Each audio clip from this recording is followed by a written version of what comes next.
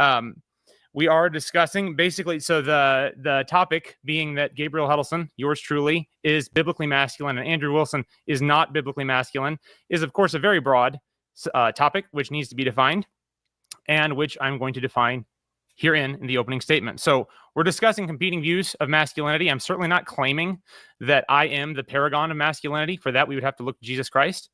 And Andrew Wilson is going to consider most of this opening statement sermonizing.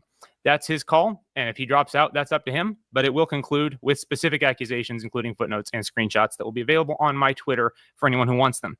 So the question is not whether I am perfect in every way as the ideal man, but rather whether or not I am modeling Christian masculinity better than Andrew Wilson is. Obviously, I cannot argue for my own perfection. That'd be a stupid case to make. So the point of the debate is going to be who is closer to the Christian perspective, Christian picture of masculinity.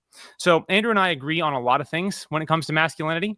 If we're going to discuss, moderators said that they wanted it to be some kind of affirmation that we could affirm or deny. So it was more of a formal debate.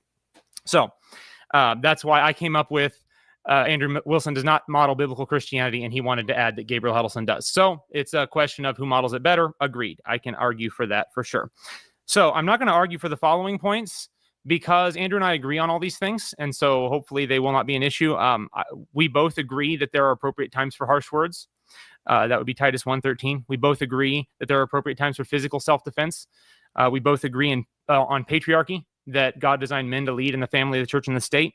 We both agree on force doctrine and that men are stronger than women. We both agree that feminism is cancer and that a lady pastor is the equivalent of a square circle. We both agree that women sin and need rebuked. We both agree that feminism is bad and needs to be eradicated. We both agree that wives should obey their husbands and keep the house. And he can correct me if he doesn't agree with me on any of those things, but from all of my listening to him, I'm quite confident that he does. So the issue at hand when we discuss this is we're going to be discussing what he will try to brand as tone. And he will say that I am tone policing. And tone policing is a phrase much like the word racist or misogynist a few years ago. When you got called a racist, you were supposed to scream and bow down and grovel because you've committed the unforgivable sin. Now those words have lost their power. Tone policing is the thing now. You're tone policing me, and so you're just supposed to freak out because that means that you're an effeminate weakling.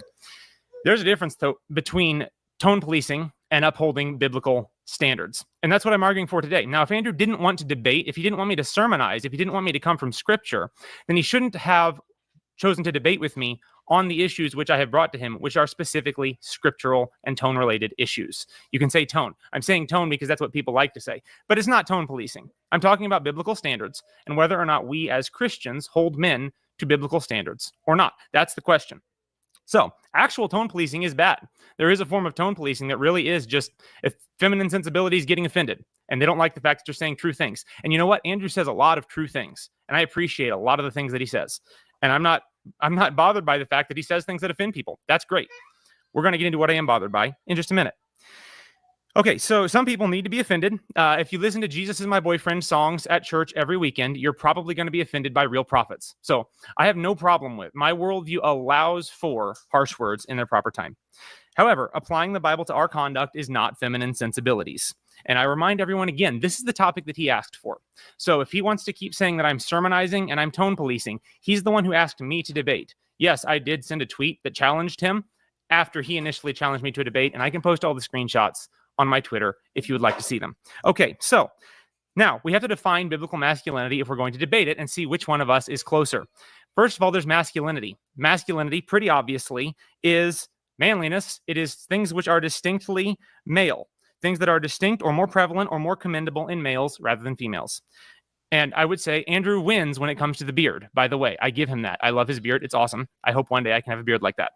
So, in the masculine physical realm, we would all agree on these traits. Andrew and I would agree on these traits. Men are stronger. Men are more aggressive, where women are more conciliatory. Men are more violent, both for good and for evil, than women are. Men are designed and called by God to hold positions of authority, as opposed to women. Men work. They're designed to work. Skilled labor, for example, the skilled trades. Women make up less than 5% in the skilled trades. So there are many physical aspects that men are different than women. Andrew and I would agree on those things. That's not what we're arguing about. So I'm not saying that I am more or less physically masculine than him. We agree on all that stuff. We agree on the definition of masculinity in the physical realm, I think. He can correct me if I'm wrong.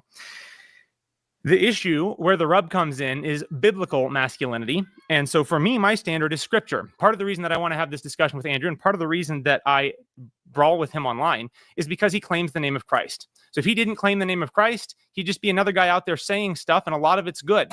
And some of it I would object to, and we'd move on with life. But the issue is, if you're going to be representing Christian masculinity, this is a very fraught topic right now.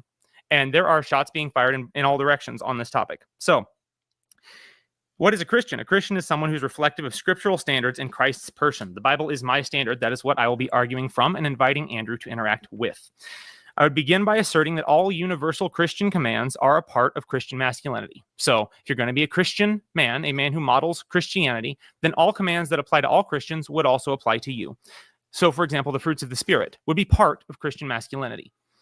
However, there are also commands in Scripture that are specific to men. For example, to love and sacrifice for their wives, to honor and understand their wives, to exercise self-control, to provide for their families, to be dignified, to submit to authority, and to demonstrate strength and courage, to list some of them. So Scripture directs masculine virtues and rebukes masculine vices as it does with feminine ones. So, for example, Scripture would lead us to rebuke feminism. Scripture would lead us to rebuke rebellious and loud and nagging wives. Well, amen. We should do that. Andrew does that often, and I'm glad that he does. The question is, are we going to apply the same standard to men?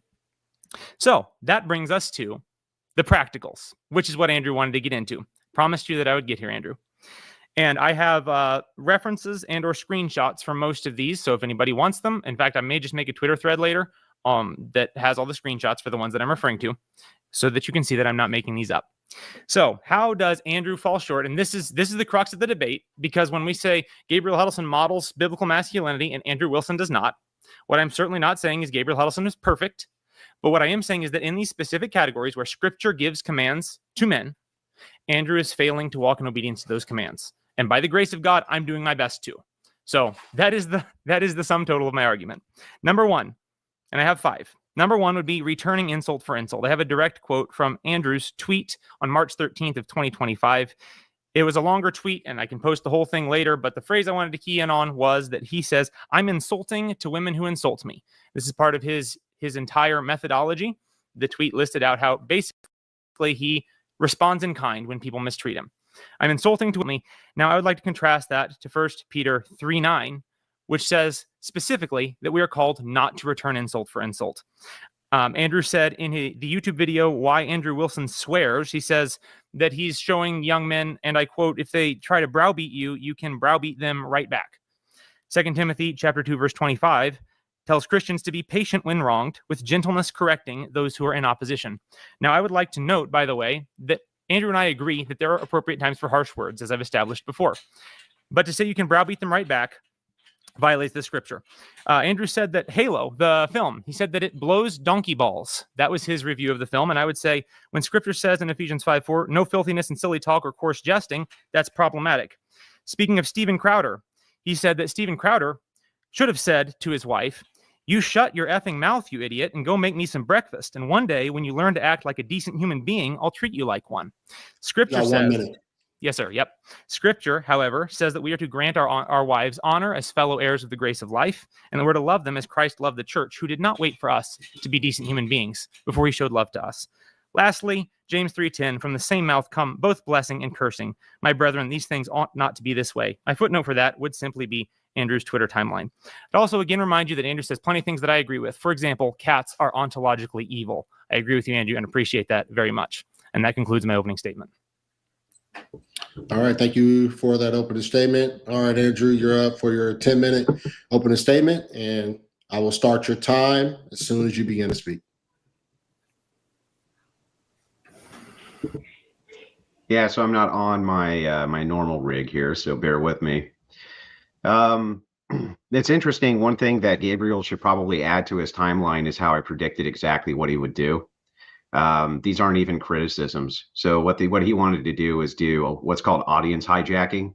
He wanted to have a lot of people on him because he has this little teeny tiny blog. So he was baiting for debate. These are the weakest criticisms I've ever heard. But you know what? I take every debate seriously, even with people who clearly don't deserve me taking their time seriously. So We'll dive right into it. One of the biggest problems with this debate is getting to the idea of what biblical masculinity or femininity even is. The reason for this is the Bible isn't actually particularly clear on the specifics of the concept because it didn't really need to be. And we use these concepts in modernity kind of the wrong way. My opponent will likely try to use scripture, as he did, for deed to make these determinations about these concepts, but he will fall into a basic philosophical error when it comes to his epistemology. Deeds themselves wouldn't identify this concept very well. The reason is virtues are all shared. They're universal, all of them. He can point to his Christology and embody the virtues of Christ as being virtues which should be considered masculine, which he did. But those virtues apply as much to women as they do men, so it doesn't go anywhere. He can't name a single one that doesn't. He can appeal to femininity, but that brings us right back to the same problem and ends up being question begging. He can perhaps tie femininity to childbirth and motherhood, but I assume he expects feminine virtues out of women who can't have children and are not mothers. So he didn't do a very good job explaining anything about biblical masculinity or femininity. I'm not even sure what he means when he says biblical masculinity, and while he will likely use his entire 10-minute opening to dazzle us with sermonizing nonsense, he did, we probably aren't going to be any closer to having these things actually pinned down. We aren't. Next, it's important to note whatever criticisms he has of me are likely just lies and nonsense or misrepresentations. And by the way, all of them are. He didn't look into, and all of this is literally audience hijacking in hopes he can peel some off by making claims, which I will now shred one by one. But before we get to that, I'll save that for last. I'd also like to point out here that my opponent has the burden of proof for both the position I'm not biblically masculine and even better, that he is. I have no burden to demonstrate these things to him or against him, as both claims are his and not mine. I'm not obligated to define his terms for him or obligated to be charitable at all to his worldview with appeals like, come on, bro, you know what I mean. No, in fact, I don't know what you mean. And I'm here to defend my views. I'm not here to defend my views or even give an accounting for them. It is totally unnecessary for me to do so, as the entirety of the burden of demonstration falls on the one who's making the claim, in this case, Gabriel. If he asks a question about my views, I'm not only not obligated to answer it, but it's actually outside the purview of the debate to do so. I haven't made any claims. Note, I was so charitable, I asked my opponent before we settled on the prompt if he wanted to do my criticisms of Andrew Wilson, and this is what we came up with. This was his criticisms of me.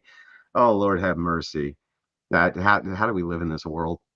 The burden's entirely on him to, with accuracy, explain what biblical masculinity is and his worldview and how I fall short of it and how he embodies it. He didn't. Now, if you'd be so kind, I would like to point to another biblical passage which can summarize most of this nonsense pretty quickly. You'll find this in 2 Corinthians 12:11. I've made a fool out of myself in boasting, but you drove me to it. I ought to have been commanded by you, for I am not the least bit inferior to the, quote, super apostles, even though I am nothing. Poor Paul, he had a pretty rough time of it. And here he's addressing the church rebellion in Corinth, a church he founded, which wouldn't exist without him, rebelling against his leadership. And they did that because they thought he was low class. He was a little too crass, and he wasn't really the greatest public speaker. And they fancied themselves better than him. And so Paul had to set them straight because they demanded an accounting. He didn't want to boast or bring up everything he had accomplished as he considered it trivial, but also recognized it's a necessity when people demand an accounting that they are demanding that you boast. And much like the Pharisees, if Jesus didn't give an accounting, oh, he had no fruits. And if he did, he was a braggart. It's an impossible position. Do I give an accounting at your demand and look like a braggart, or should I be silent and let you say I have no fruits of the Spirit, which is what you're alluding to in your opening? So predictable. Like Paul here, I actually will give an accounting. And I also apologize that I have to do so. I never have before, not even once. But I recognize that it's always going to be used against me if I don't. So now that I have one of the Sewing Circle Christians here, I might as well just beat up on them. Since new atheism got on the scene, Christianity has been under compelled assault by secular factions and deconstructionalists. all under the guise of secular humanism, and I have almost uniquely and single-handedly destroyed that entire faction. I've humiliated its leadership, along with giving new arguments to the ethos, which tens of thousands of Christians have adopted to destroy that ideology. I've done this with trans ideology, anti-natalist ideology, with abortionists, pagans, witches, warlocks. I've come up against all of them. I've come up with innovative new arguments against Muslims, which have now caught on. I've defeated Mormons, and you see them getting destroyed all over the internet now with my arguments. I've crushed feminist leadership under my boot. I've decimated the libertarian worldview and the idea of secular rights even being able to exist at all, and the idea that they can be grounded in anything is a laughable proposition against the very, very best opposition that they have. I've crushed them. I haven't done this once. I haven't done it twice. I've done it hundreds of times. Hundreds of times I've been surrounded on panels in 6 or 7 versus 1 settings, both in person and not, where all of them are assaulting my views at the same time. I'm forced to follow 6 arguments simultaneously, and I still win. I've gone to dens of total inequity, listened to people for hours advocate for the glories of prostitution, homosexuality, along with the great glory of pornography, and I've destroyed all their worldviews. I wreck the trad polygynist as much as the femcon conservative, spreading their poison into the ethos and glorification of satanic anti-human practices. I've given tens of thousands of dollars, which I have raised with my talents, given them to the church for forward-based ministries, along with tens of thousands more in direct charity. I received letters and DMs from clergy all around the world that when polled or asked how their new catechumens found them, it was due to my influence. I don't even have a ministry. I have changed the very way in which people argue the issues of our time. And Gabriel himself probably uses my arguments and doesn't even know he is.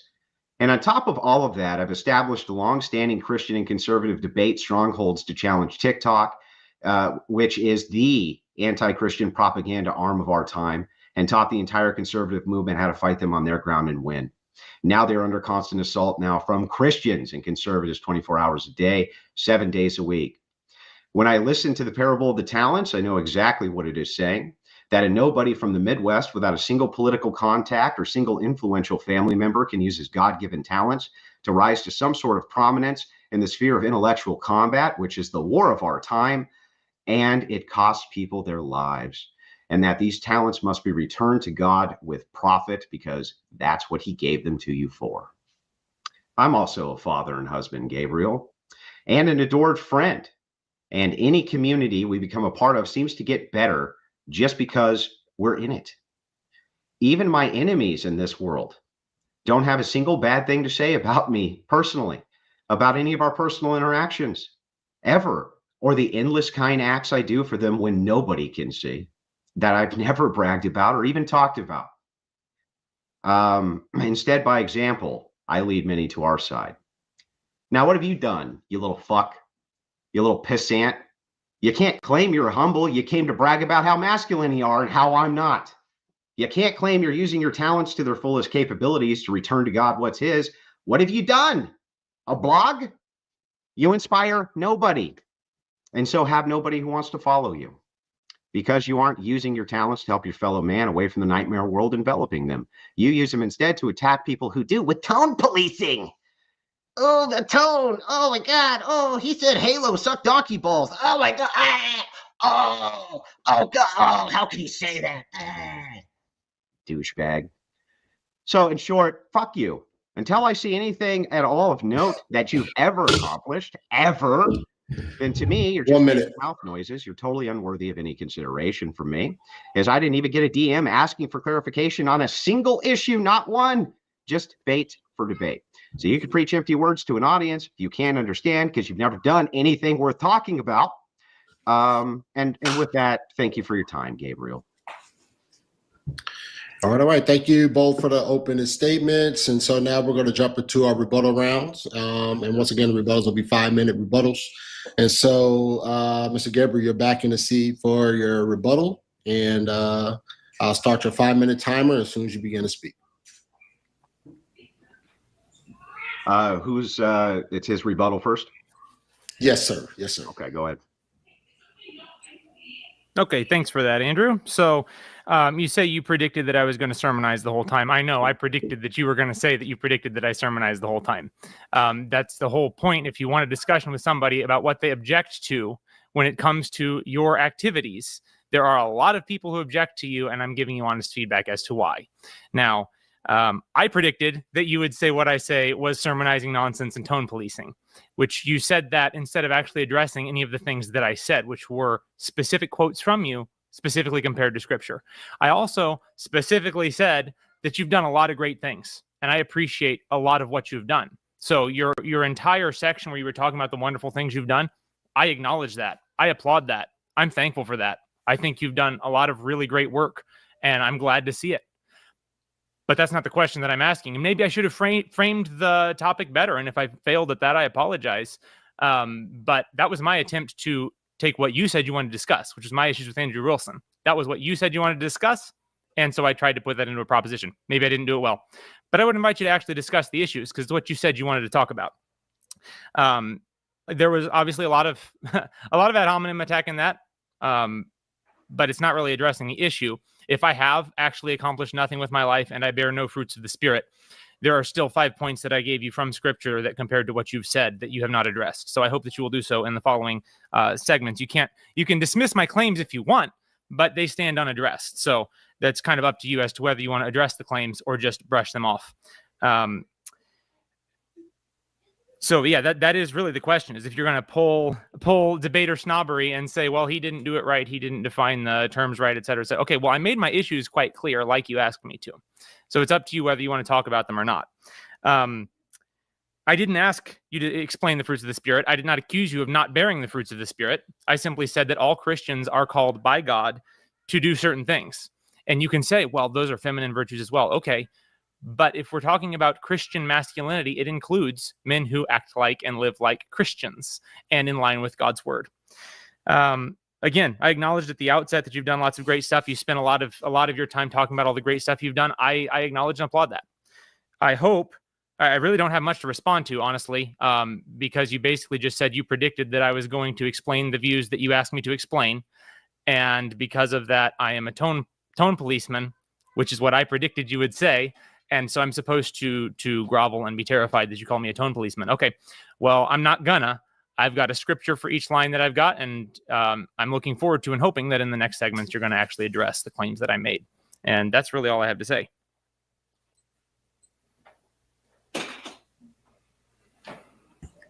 All right. You sure that's it? Because you have about 2 minutes left. Yeah, I don't have anything else to respond to. All right. With that said, Andrew, you're back in the seat for your rebuttal. Just want to reiterate before we get into it, let's make sure we keep the ad hominem attacks to a minimum, if not nothing. Let's focus on the topic at hand, and let's not make egregious a personal attack, guys. Let's focus. So with that said, Andrew, you're up in the seat for your 5-minute rebuttal, and I will start your time as soon as you begin to speak. I know you probably don't like it, but I don't remember agreeing not to. So the thing is remember that the debate here is supposed to be him proving that he's more biblically masculine than me. He hasn't actually told us what biblical masculinity is. And I told you in my opening statement, I did give him a rebuttal as the very first thing I gave him. Which of these qualities are you assigning to me that you would not assign to the feminine? Which ones? Do any of these passages that he read, do they not fall to the feminine as well? Yeah, they do. So how are they uniquely masculine? He hasn't explained it. But you know what? Just to be charitable, even though he doesn't deserve it at all, I'll go ahead and respond to the 5. So let's start with returning insult for insult. So I think that I've always thought, and clergy agrees, and I mean, I think that even my opponent would agree, that it's not just the exact text of the law or the exact text of the passage that matters, but the spirit of it. And for one, for returning insult to insult, when he's talking about why is Peter saying this? He's talking about de-escalation. What I use is a de-escalation tactic. You see, maybe Gabriel doesn't know this, right? But when people punch you in the face and you let them, they tend to keep punching you in the face. That's what happens.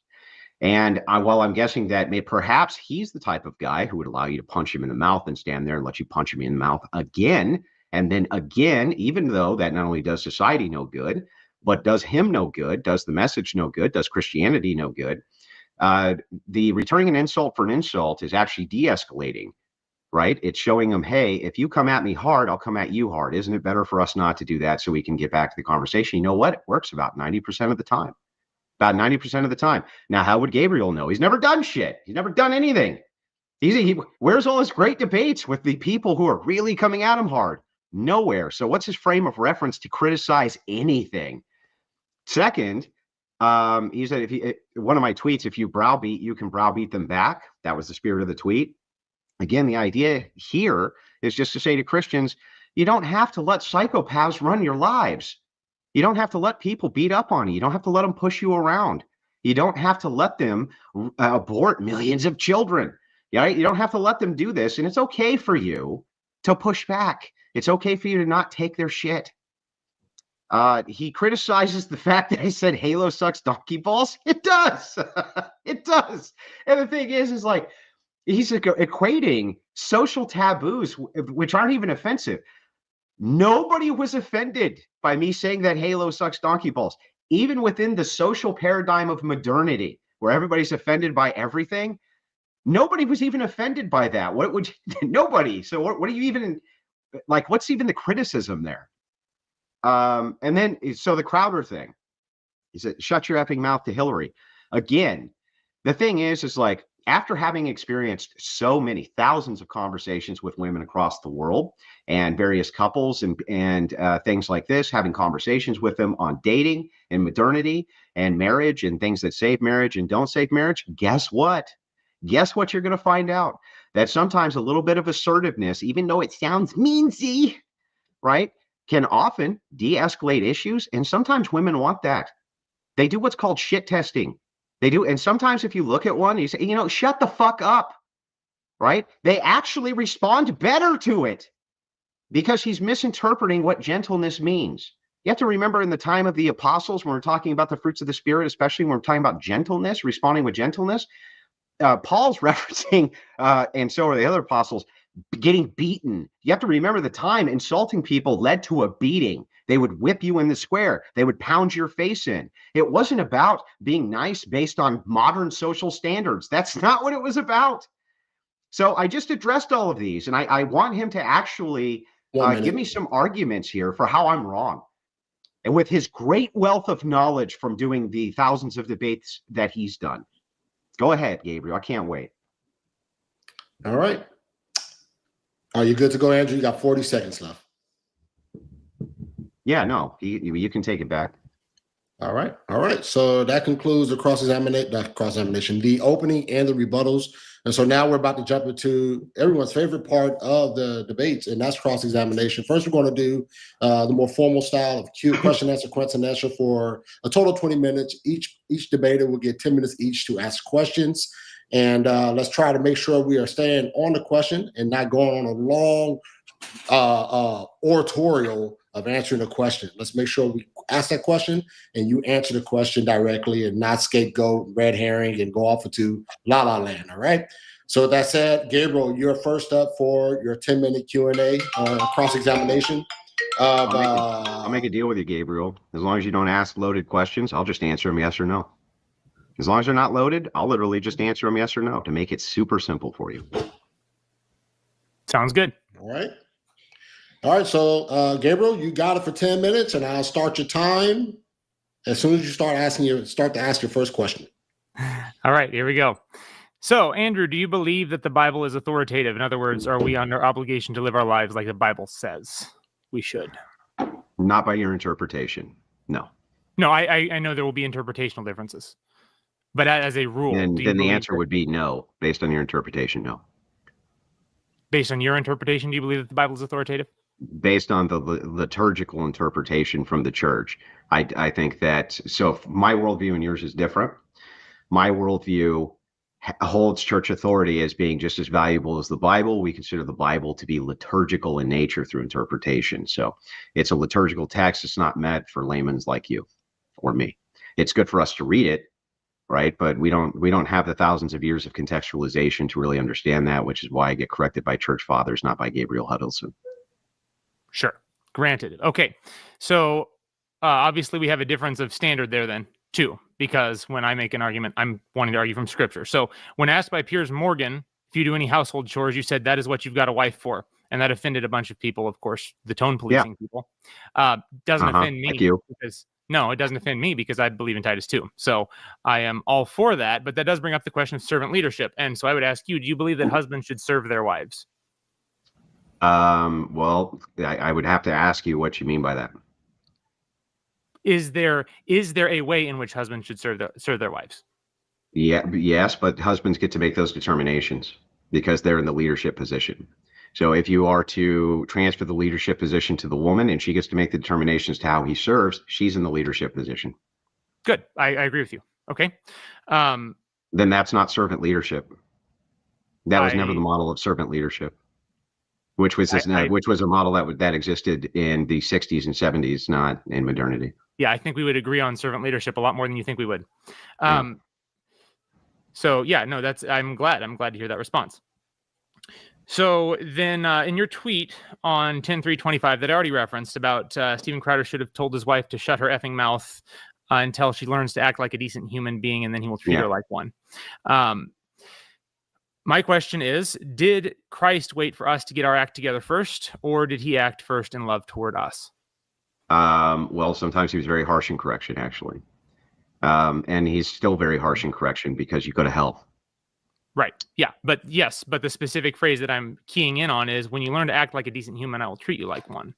Yeah. So the idea here again is that that's designed for de-escalation, not for escalation. Sometimes women like Hillary Crowder like to do what's called shit testing. And if they feel like they can push you into a corner and they can browbeat you and they can do whatever they want to you and you're not being assertive, they actually are asking you to be assertive. They're actually asking you to be combative. They're actually asking you. It's a way that you actually show women caring sometimes. Now, that's not every woman, but that's a lot of women. A lot of women actually would prefer, instead of the cold shoulder, you told them to shut their fucking mouths. Literally, not kidding. Okay. Thank you for the answer. So next, I would say, is there any objective standard by which Christians should govern their speech? An objective standard? Yeah. I would say that. Like, does our speech need to live up to something specific that we can refer to?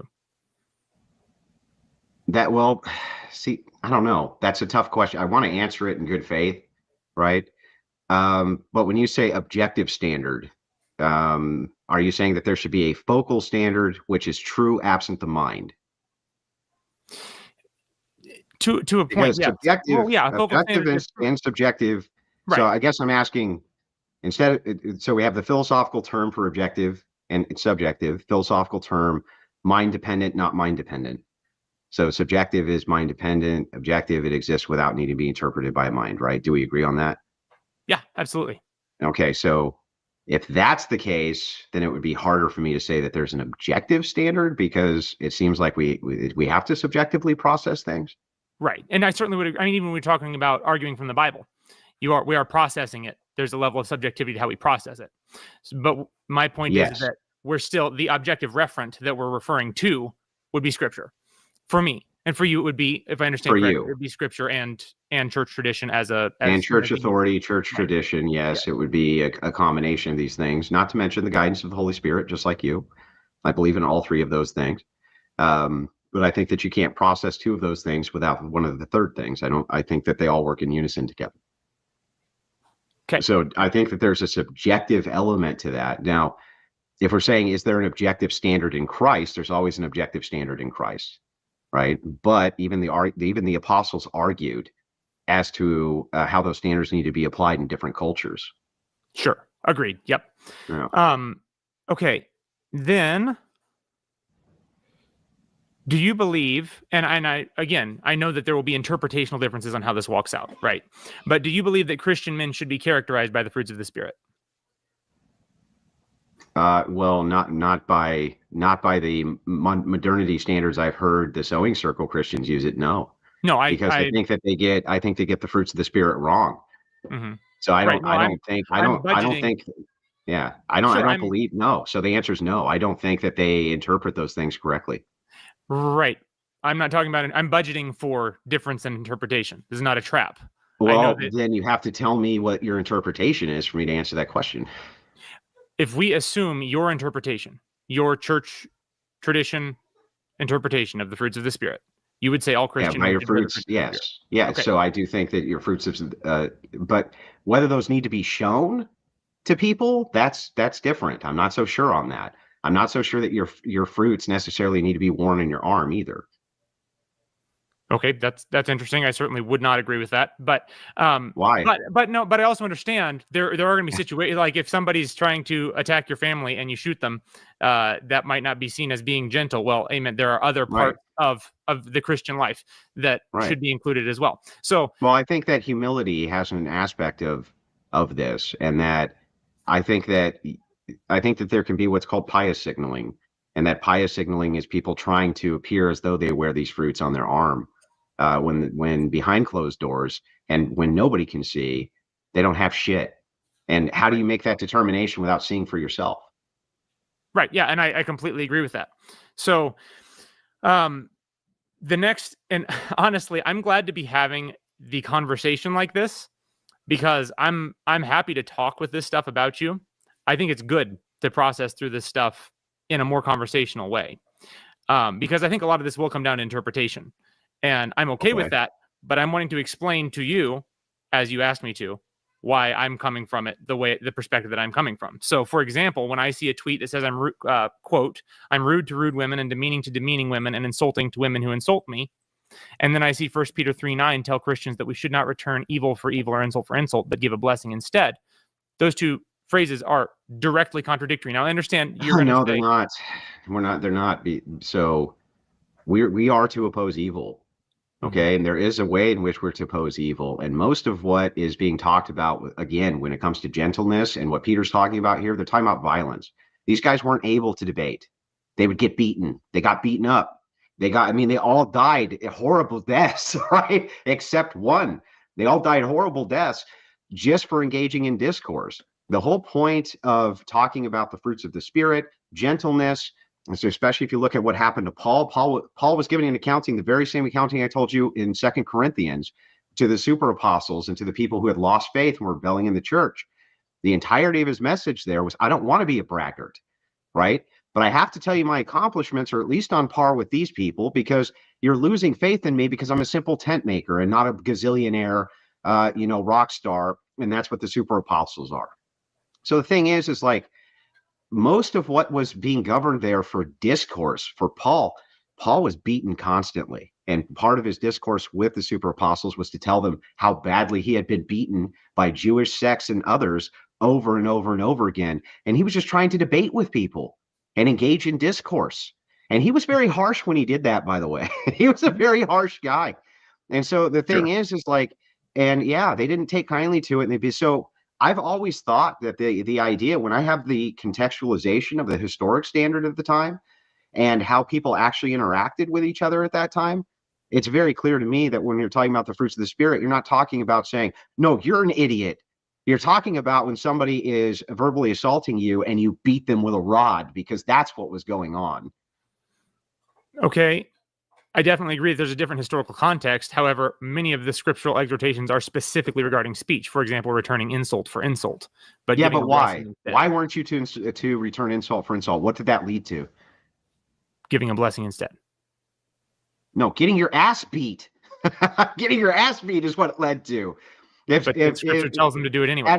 So at this time, you're talking about 50 AD. Okay, at this time, violence for insult was commonplace. When Jesus Christ called somebody a whitewashed tomb, that was an executable offense. That was a you get beaten to death offense.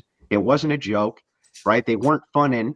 If you insulted somebody, you got beat to death. That was the purpose for the entirety of why discourse operated the way it did. The Greek philosophers had the same problem. All right, that's time right there. Thank you so much for that cross-ex. Now it's Andrew's turn for his cross-examination of Gabriel. And Andrew, I'll start your time as soon as you begin to ask the first question.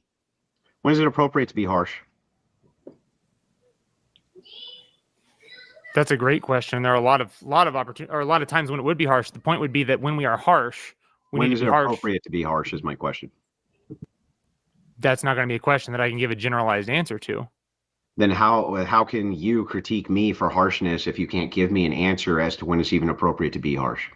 My question is the definition of harshness for a You Christian. had your chance for questions. It's my turn for questions. And my question to you is, if it's the case that you think that there's an objective standard for harshness, how can you make any criticism of me being harsh if you can't even tell us when it's appropriate to be harsh?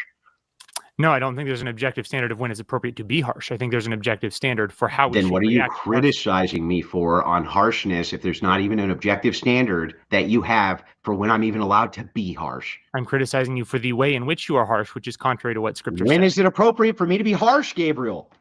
You're equivocating when it is appropriate to be harsh. There's with no how we are called to be equivocation harsh. because it's a direct question. There's no equivocation. I can't be equivocating because there's not two terms I'm using with ambiguity. There's only one term I'm using. The term I'm using, which is unambiguous, is appropriate. Do you want the definition of appropriate?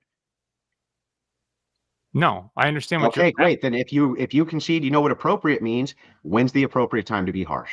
When can I be harsh? When am I allowed cannot to do give it? you an objective standard for when to be harsh. That is not the point of my So you just feel it? Do you just feel it in your heart when I'm too harsh? Do you just go, oh, that was too Now, much? see, How do you know? there was your equivocation. So you How said do you, when I'm when asking you how you know. But you said right there. An emotional response, how do you know? when you said right there when I'm too harsh. Right, it's the too harsh that is the Yeah, question. when do you know that I'm too harsh? When your harshness violates biblical standards, like I Okay, so articulated. now we have an objective stance. So when is it okay to be harsh? Under what circumstances am I allowed to be harsh? When? It is never okay to be harsh in a way that is outside of biblical boundaries. When is that? When your harshness crosses the biblical boundaries we discussed. When is that though? When? Give me an example of when that is. When your speech is perverse, when you're returning insult for insult and evil for evil, etc. I see, but you said that you agreed that there is a time to be harsh. What does that look like? Like the harshness we see throughout Scripture on the part of the prophets, on the part of Christ, on the part of the apostles. Are you allowed to call a prostitute a whore? Sure. Okay, why? Because it's accurate. I see. So what you're really saying is that it's appropriate to be harsh when it's true. And when you're, there are still ways to be harsh that are going outside of the boundaries that are given to us in Scripture. Well, why don't I use sex worker? It's less harsh. But my goal is not to minimize harshness. I said at the outset that I agree. But your goal is to minimize my harshness. My goal is to minimize harshness, which is outside of biblical boundaries. Yeah, but when I ask you to define what those boundaries are, they're vague and ambiguous. Okay, Very vague, and that's equivocation. Vagueness and ambiguity. So tell me again, why am I allowed to say whore instead of sex worker? Why? Because it's a true term. There's nothing So wrong as with long as I'm telling the truth, it's appropriate for me to be harsh. Is that correct? it. Don't Yes, contradict it's yourself. Don't do it. It's appropriate for you to be harsh within biblical guidelines. Yes. Okay, so can you tell me exactly when it is that I violated any biblical guidelines with my harshness by your standard, and why, and what guideline I did, and then explain how I violated it? For example, when you, with a massive following of men who are watching you as an example of a Christian man, say that we should. No, they're not watching me for that. That's a lie. No, I have no ministry. Never had a ministry. Have always said publicly I have no ministry. Don't want a ministry. I'm an entertainer. I just happen to be open about my Orthodox faith. That's it. Okay, I'm just open about it. That's it. People ask me. They come to me. They demand it from me. When do I give sermons? When do I go preach? When do I do any of this? I'm only attacked by people like you, Gabriel, because I say when I'm asked if I'm a Christian, yes, and then I defend my faith. And so now I'm suddenly what? I have to uphold whatever your standard is for what that looks like. I'm not clergy. I'm not a priest. I'm not any of them. I'm an entertainer. So tell me this. Help me out here, right? When am I allowed to be harsh again? And what did I do that violated? Tell me that. You're not a priest. Amen. You're not, but you are an ambassador for Christ if you're going to wear the name of Christ, and therefore you're called to walk in the confines of what his word says is good conduct, like I defined in the beginning. You don't get to determine that.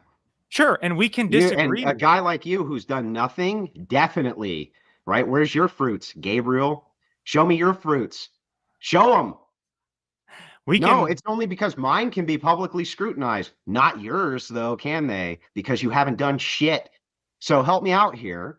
Again, I'm going to ask you, show me what I violated. Go ahead. Okay.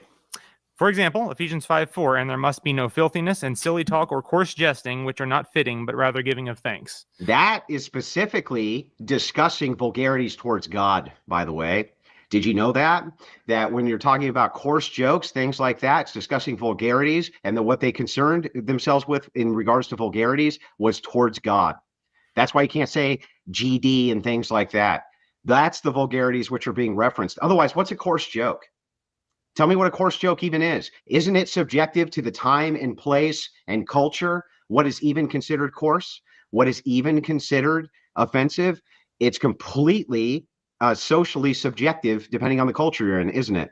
No, not at all. There is a Oh, level it's of not. subjectivity to it. There's definitely a level of subjectivity to it, for sure. Oh, But there are also, or I would say, a couple categories. For example, you have things that have to do with being holy, which you already alluded to, things regarding God. So, for example, God, damn, hell, those are things that are related to God and damnation and eternal judgment. And then you would have the category of things that are dabbling in what is supposed to be sacred and private, no. like You're sexuality. conflating a bunch of different things here that don't make any sense. Let's start with this. When you say coarse, like coarse language, right? Mhm. If like fuck, for instance, in the Netherlands, let's say, meant, I don't know, a crep, right? The word fuck itself can't be coarse, right? There's an intentionality which is required behind the Right. language, The sequence of sounds cannot be coarse. not just the sequence of sounds, right? There has to be intent behind the language for what it is that we're trying to be vulgar about. There has to be And the intent and also problem is, cultural meaning. yeah, and the problem is there's a lot of cultures that are way more up. They're way more open about sex, sexual intercourse, sexual discussions, things like that, where these things are not considered coarse at all. They're not even considered taboo. In fact, they look at you like you're stupid because you think that they're taboo, right? Sure. You think that God's frowning on them, or do you think that the coarseness there is really talking about vulgarities towards the Lord, talking about coarseness which offends the Lord? Well, clearly anything that offends the Lord would be in question. But that's But not the thing that offends a Karen, right? A oh, thing that agreed. offends a Karen and that a Karen believes is coarse or that you believe is coarse doesn't mean that when we map it onto reality, that's offensive to God. And so the Completely agree. problem is when you say that I'm using coarse language, this is completely intersubjective. And it's very bothersome to me that you hold this against me as though your standard is something I'm supposed to adhere to if you can't even objectively tell me, how did I violate it other than it made you feel like it was too much? Tell me. We're not going to, I can't tell you in a way that you're going to accept. I can You can't tell explain me in to you. any way because isn't it true that the case is the way that you know that Andrew Wilson's being too harsh is because you feel it, right, Gabe? How else could you do it? You feel it in your heart, right, Gabriel? Isn't Nope. that really how you do it? No, not at all, actually. Oh, well, then tell me the objective standard you use. Go ahead. I can read it to you again. I can read you another one if you like. No, Colossians 4:6. read the first one again. First one, and there must be no Wow. filthiness and silly talk or And what coarse is jesting. filthiness? If it's not that sucks donkey balls, I'm not sure what would be. Yeah, well, the thing is when you're talking about this, what do you think is being referenced there? Do you think that God himself, who has referenced whore's penetration and basically buckets of cum between two different countries in order to give us a vision of one country basically fucking another country over, that he finds that he finds this too coarse? Or do you think when they're talking about these vulgarities and coarseness, they're talking specifically about the offenses to God, like the fact that you're using his name in vain as part of your cursing, things like that? Not like, oh, hey, bro, that show, it sucks. I don't think that that's what we're referencing here. Do you? Like, do you think that God is that he's keeping a tallying mark, that he's like, oh, Andrew, you said Halo sucked donkey balls. That wasn't very not. Do you really believe that shit? I think that my whole point is that we're creating a vision of manhood that has no anchor for how we're called to speak. when Scripture gives us. I've got a whole list of passages on this stuff. Yeah, and we can go through each one, but even on Right. the first one, you didn't seem to realize that the reference here, which is agreed upon by most Bible scholars when we're talking about what is coarse and what is vulgar, is usually references to God. That's usually our references here. Let's go to the next one. Let's do them one at a time. All right, that's time right there. Let's thank you for that cross-ex. And so now we're going to jump into more of an open discussion. So Andrew, you can leave off right where you left off at, and Gabe, if you want to answer that question. So we're going to start 20-minute timer. Right now, you guys have the floor for 20 minutes. Well, let's start with this. What's the difference between the word shit and poop? That's cultural. That's cultural. Mhm. Gotcha. Okay. What's the difference between screw that guy and I don't like that guy? Screw is a sexual reference. Well, you're not referencing anything sexual there, right? Right, Words but the have word different actually meanings. has meaning. Words have different meanings depending on how they're applied, right? You could say that. Yeah, there's a way in which they have Like when I different say meanings. that guy fucked me over, am I making a sexual reference? I don't think so, right? Not technically. No, I'm Well, not. depends what you mean by that, So though. what makes it coarse? So what makes it too Because- coarse for you other than what makes it too coarse other than that? If I say, Gabe, that guy at the car lot, he really fucked me over on this deal. Well, hang on. What makes that too coarse for you other than it just makes you feel bad? What? The fact that that it would be an R-rated movie. So are you saying that That's not an R-rated movie? Well, it used to be if there were F-bombs in the movie, it was an R-rated movie. Okay. Well, So now are it's you- PG-13. So I here's the understand. thing. Yeah, so the thing is like, even if that's the case, that's all socially subjective too. So What are do you mean? are you saying then that all speech is all social? There is no objectivity in speech? No, what I'm saying is the same thing the Bible affirms over and over and over. The intention of the heart is what matters, including with speech. There can be somebody who uses nothing but niceties to put your ass in a fucking camp and kill you. And then there's a person who uses nothing but vulgarities to free you from it. Which guy do you think gets their reward? Oh, absolutely the latter. Yeah, absolutely. Why? But why though? It's because the intentionality, right? The intentionality is the differential. And so when I'm asking you about intentionality, when I ask you, I'm going to ask you again. Do you have an objective standard you can appeal to right now that says that guy really fucked me over, that makes that too coarse for you other than how it makes you feel in your heart? And if you can, read it for me. Yeah, so I don't accept the construct that objective standard requires a list of words. So when we're Then living what does it require?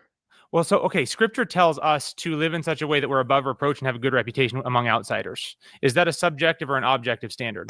Even Jesus Christ couldn't live without above reproach. And John couldn't live above reproach either. He said John was the greatest except him. And they couldn't live without reproach. Why? Because they had people like you. And Jesus said this himself. Okay. He said, nobody's ever lived who is greater than John. Nobody's ever lived who is greater than John. And yet when he fasts and he follows the Pharisaic laws, they say that he has a demon in him. And the Son of Man, instead, he comes eating and drinking. What does that mean? Well, he didn't follow. They called him a glutton and a drunk.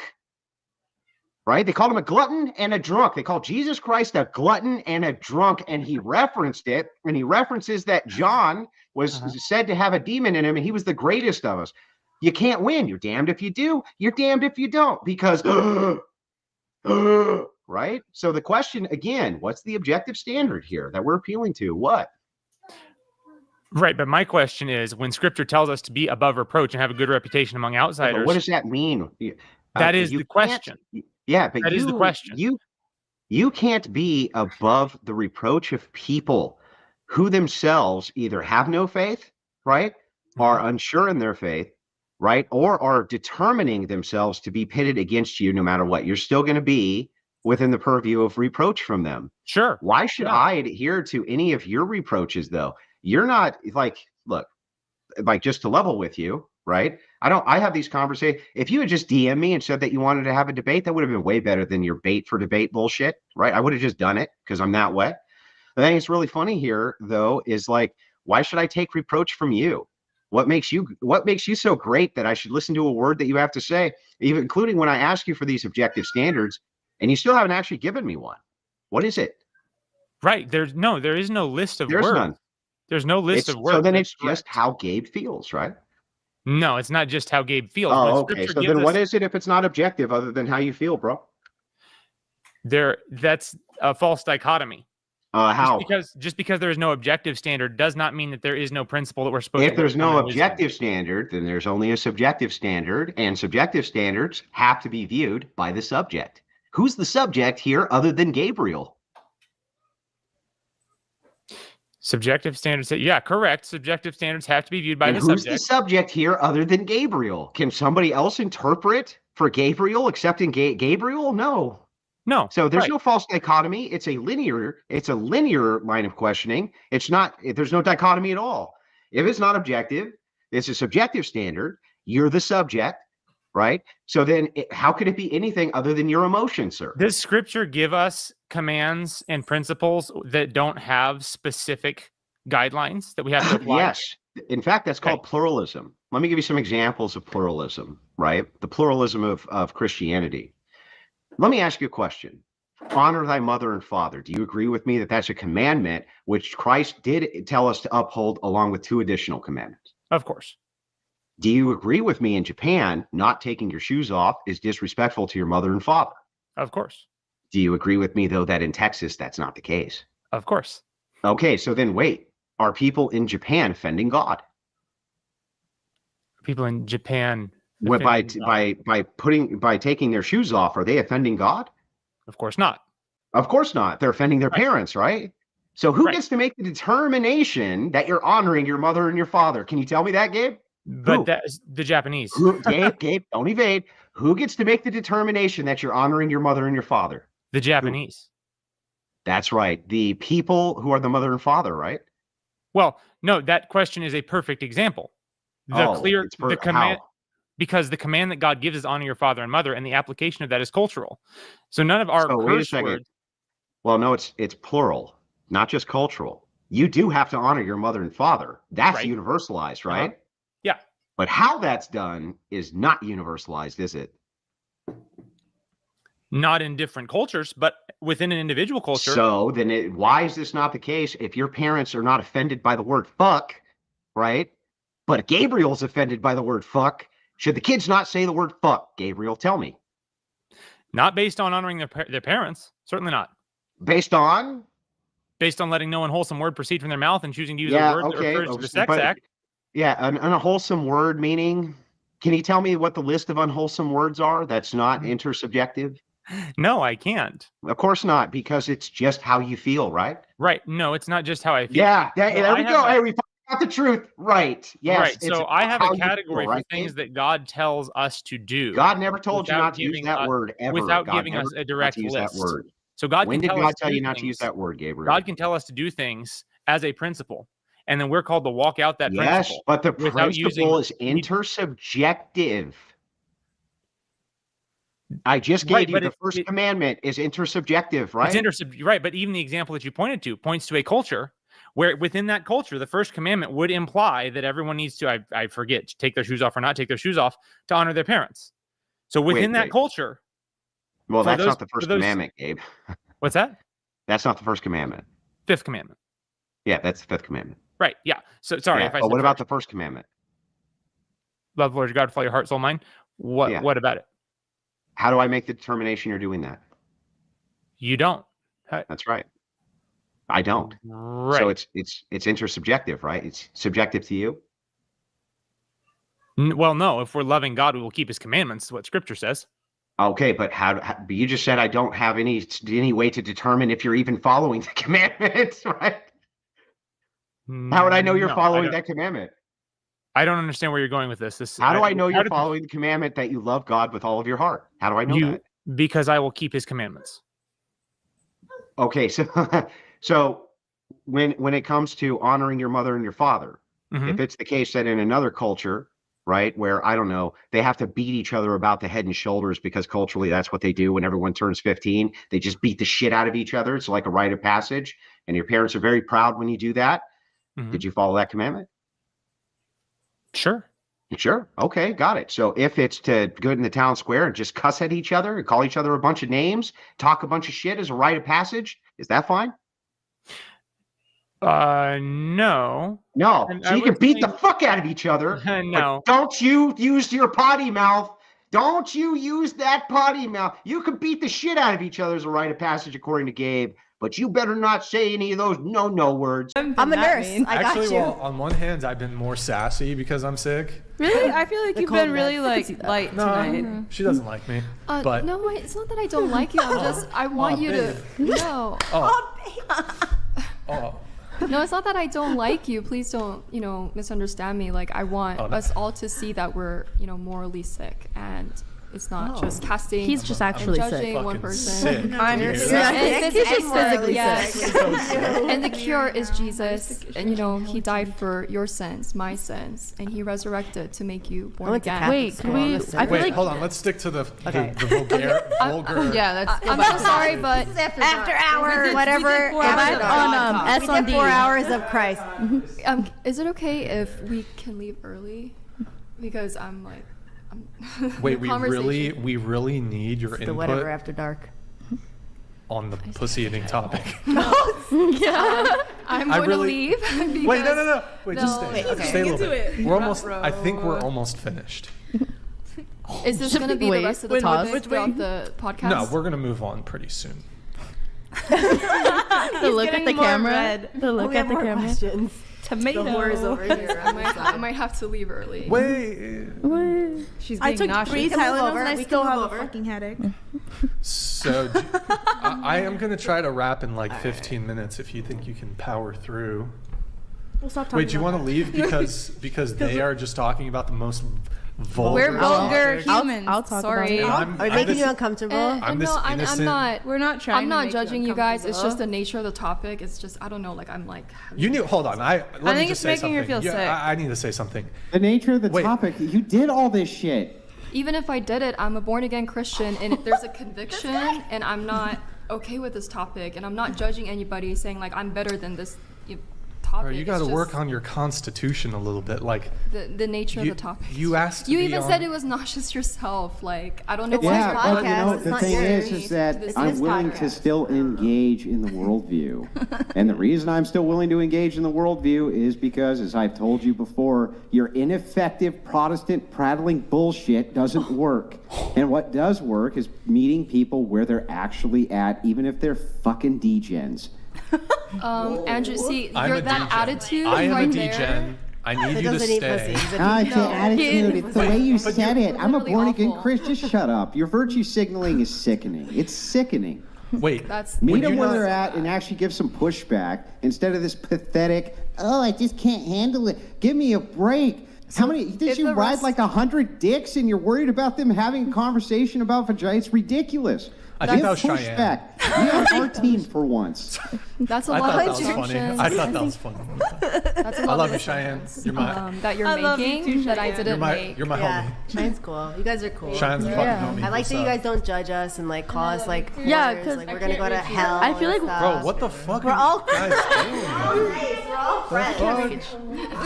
Girl power. Could we like disclose He's our so grossed religion? out by this. Love you. Wait, Sugar so daddies unite. I love you all. in a relationship though, would you not have like you wouldn't have a conversation about oral sex with a partner? You wouldn't. You Of wouldn't. course, in a relationship, in a marriage, but we're talking about outside the context of marriage. And I don't know what virtue signaling Andrew is talking about. I'm feeling like the physical effects of it right now. I can't. We were just talking about personal experience. So if the rest of the podcast is going to be about that, I mean, I'm not going to, I might just head out here. Like, Are you? I just don't want to. Castle. I don't want to partake in the conversation. Well, that's you just, awesome. like, Go not- ahead, it's just leave. talking I'll about stay in it. the I'll stay in the trenches while all the Christians flee again. What if you just don't comment on it? Is it like still like? I mean, I a had problem? to listen to the like stuff that I didn't feel so We comfortable supported speaking. you Yeah, guys me too. talking I'm an about, atheist, you know, and I talking listened to about- that We talked whole- about here, we we've been talked talking about about this a lot. topic for like 10 minutes. And, like, we're just come joking on, around we're just about having a little sexual stuff. levity. Yeah, we're being like so We're having a lighthearted little about it. levity We're not like conversation we're not trying at to the like end of make the you feel podcast. uncomfortable. I don't think you guys are making me feel uncomfortable. That's not what I'm saying. I don't think I you think guys are that is like what you're saying. no. I don't you're think that you saying. guys are Lighthearted. intentionally having this conversation to make me uncomfortable. Well, you feel uncomfortable nevertheless. But I feel like But I sex feel is a gift from uncomfortable, of God. course. Like, I see. It is. Can't Sex enjoy sex it. is a gift from God in the sense You of wanna- marriage. You want Like to talk about sex this? marriage. Are we May gonna I have say another something? meta No, conversation no. about? Like for me, it's interesting because like I feel like I'm a feeler. I feel everything. So like feel. I feel her, and like I Empath. Yes, very much. Like I was almost when I saw you earlier, I was almost crying. Like I'm a Oh feeler. my God, this meta And so, conversation is so. so He wants to so- talk about sex. Look at him. He's on cough medicine right now. Let's talk about sex. I get horny on cough medicine too. I get you.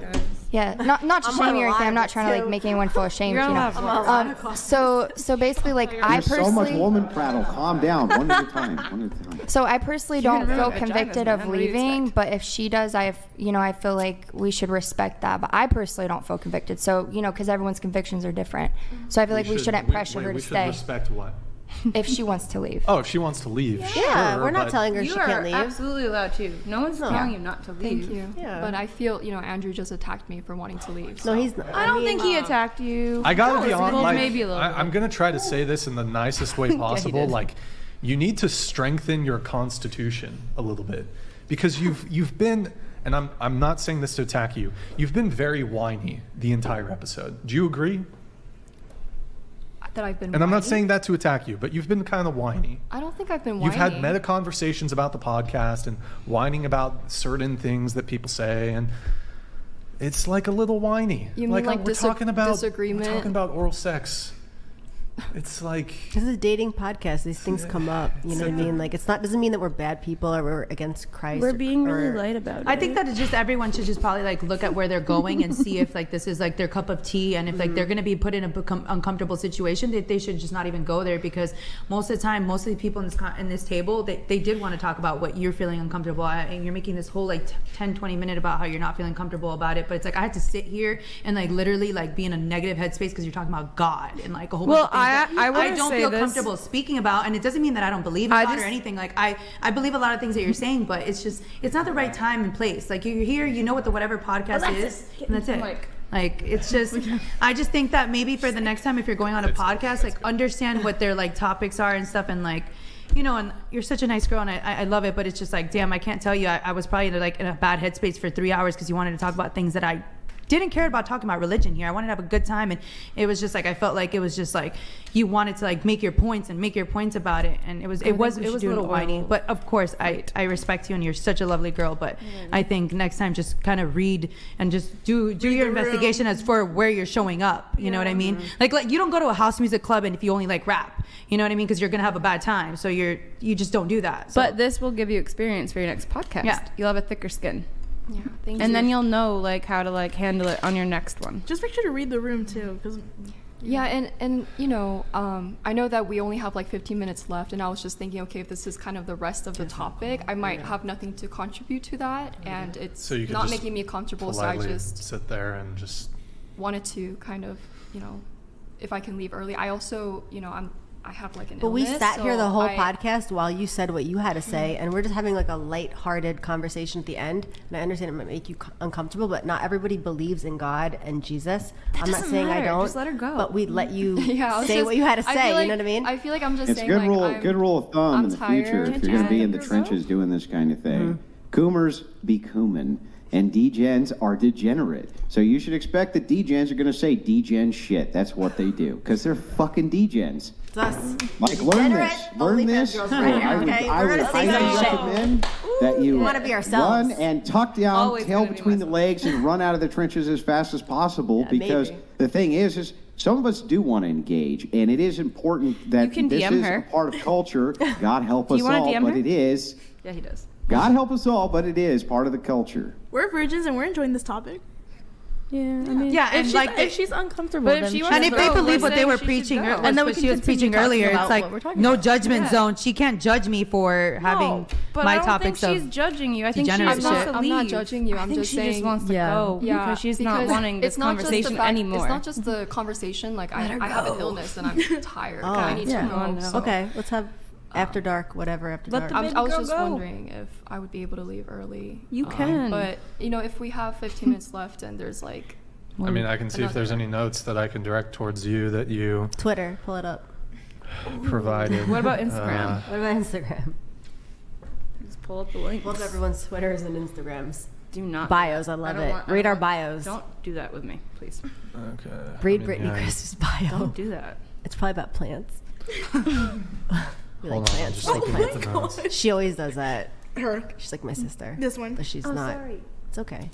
She's literally me, and you're literally, you guys are each other. We're each other. Yeah. I'm so hungry. No, I don't know her. I just met her. I'm eating in my stomach, inside my body. No. If I didn't, I'm trying to find the notes, but who said somebody? I don't know if it was Cheyenne or Claire said something about unconditional love. I might have said that about parents with like a killer child. Oh, or yeah. like, Yeah. I think that was something like that. Read more bios. That was good. Okay. I should post on Read Twitter. more bios. Everyone's bios up. I just want to see what they say. Hold on, let's read this. Andrew, do you want to read this?